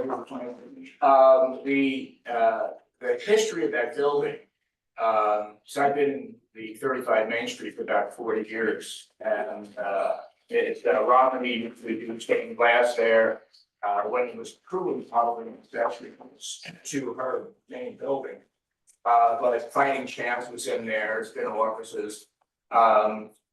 My concern is that the use does not get expanded. The original notification that I got from Mr. Kelly said that in addition to the what I assumed was a use variance, because you're identifying it as an art studio specifically. But there was, in the original notice that I got in the mail, there was also a size variance because the building was not large enough to be considered a. Yeah. So I'm happy with the way it is right now. My concern is, can you assure me that the use for that building would not expand to become a principal use? Or that it would become anything basically other than it is? And if a future owner, because I'm assuming Romney's gonna put this property on the market in the not too distant future. If a future owner wanted to expand the use, would it be attractive to this board that he make it larger? Because it would come closer to fitting the requirements of an accessory building there. Once we say it's an accessory building, it has to be accessory to the principal. Otherwise, we would have to change its designation from accessory to principal. So if we agree that it's, and we write a decision that it's an accessory structure, then it's accessory to the principal on the property. So can you explain to me what the difference would be between a principal use and an accessory use? Well, I mean, the accessory use has to be subordinate to the principal use. Like if it became a shoe store that has nothing to do with an art gallery, so that's not an accessory use. And I don't wanna, rain on Romney's parade here, but the way it operates is it has no relationship to Romney's gallery. They're not making art in that building. There was one woman who did some kind of craft work and I think the last tenant was a writer. It doesn't operate as an accessory use. But I'm fine with that, as long as, nobody opens up a shoe store there, or a Right. retail outfit, or, Right. I think the problem is there's no limit on the number of uses per square foot of the lot in BB. There's no limit, so you know, they would have to come back before this board. There would be another review by all different boards. You'd have to go back to site plan for the planning board. So there would be review, but there's no way to say, oh, you can never have 4 or 5 principal uses here. You know, I don't know, I mean, to what extent you could develop the property. If the future owner turned around and said, well, you know, I'm gonna take that building down. And I'm gonna build, so it's 600 square feet now, I'm gonna give you your 1,200 square feet that you want as a minimum size building. And I'm gonna put a shoe store in. I would have a problem with that. But it would come before a would have number a- of the boards Right.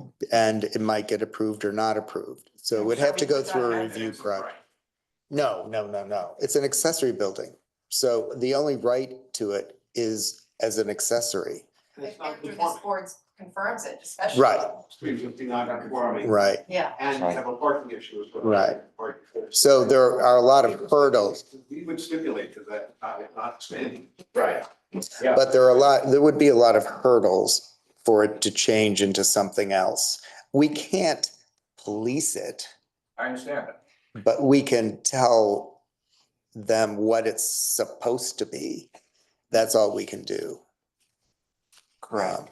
Any improvement, site improvement or improvement to the building requires regulation. So at that point, it would come back to a board for discussion, and that's where your concerns are, would be taken seriously.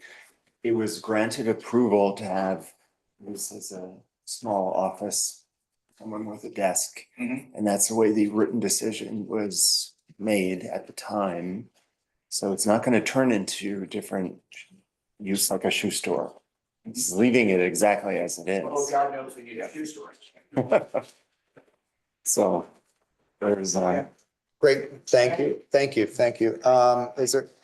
There's nobody on Zoom, Carrie? No. Okay, great. Anything you have to add? Do you have, no comments?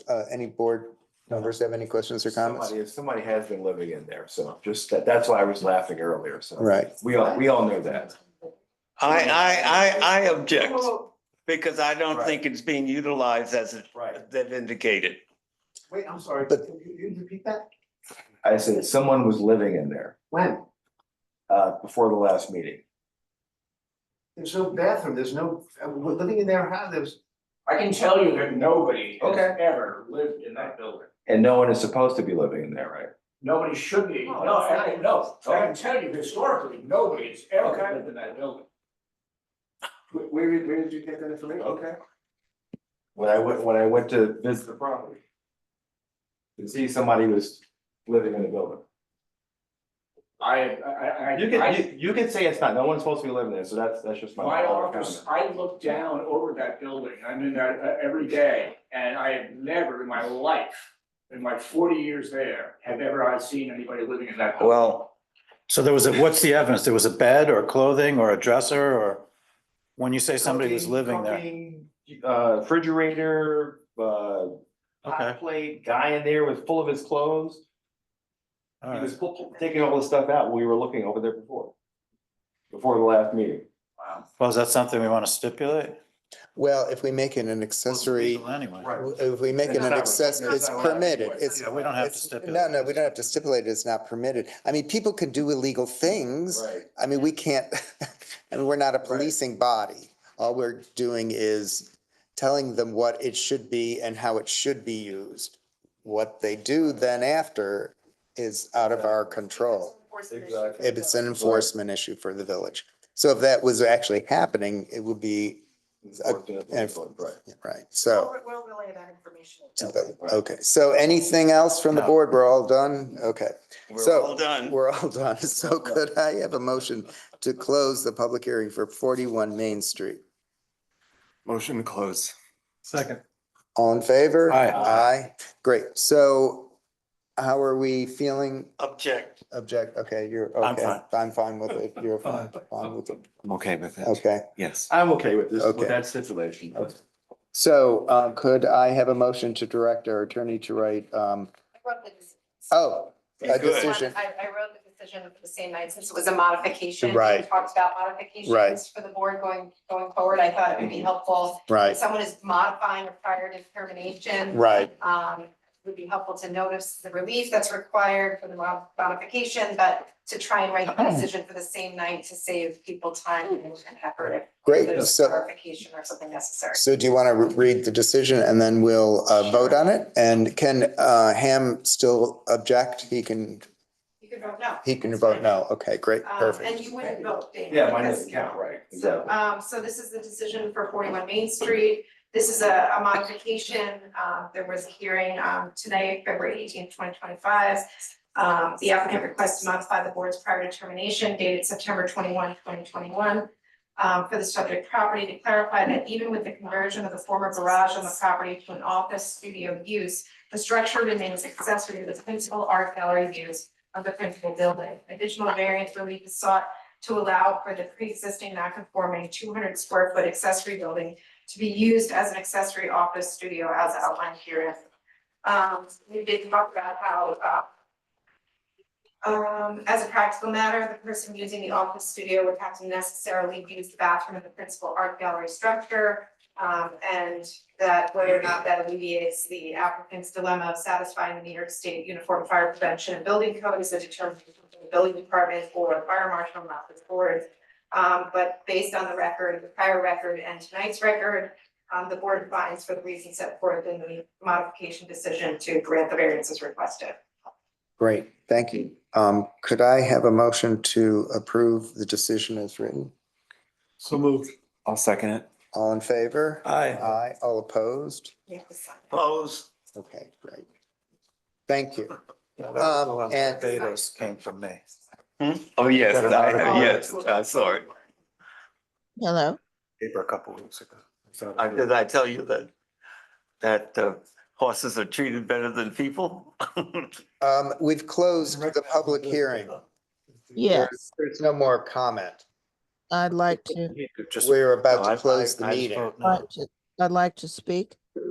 Yes, but there's Regarding no what? there's no open hearing to speak to. Everything is I thought- closed. I thought you just said open it to the public and then. Yeah, that was That something- was, the I don't last know, one. 5 or 10 minutes ago. We've already gone beyond that. We've closed the public hearing. There's no open hearing at the moment. Well, I was I was going to ask you one question about the last property. About Um, having an accessory building.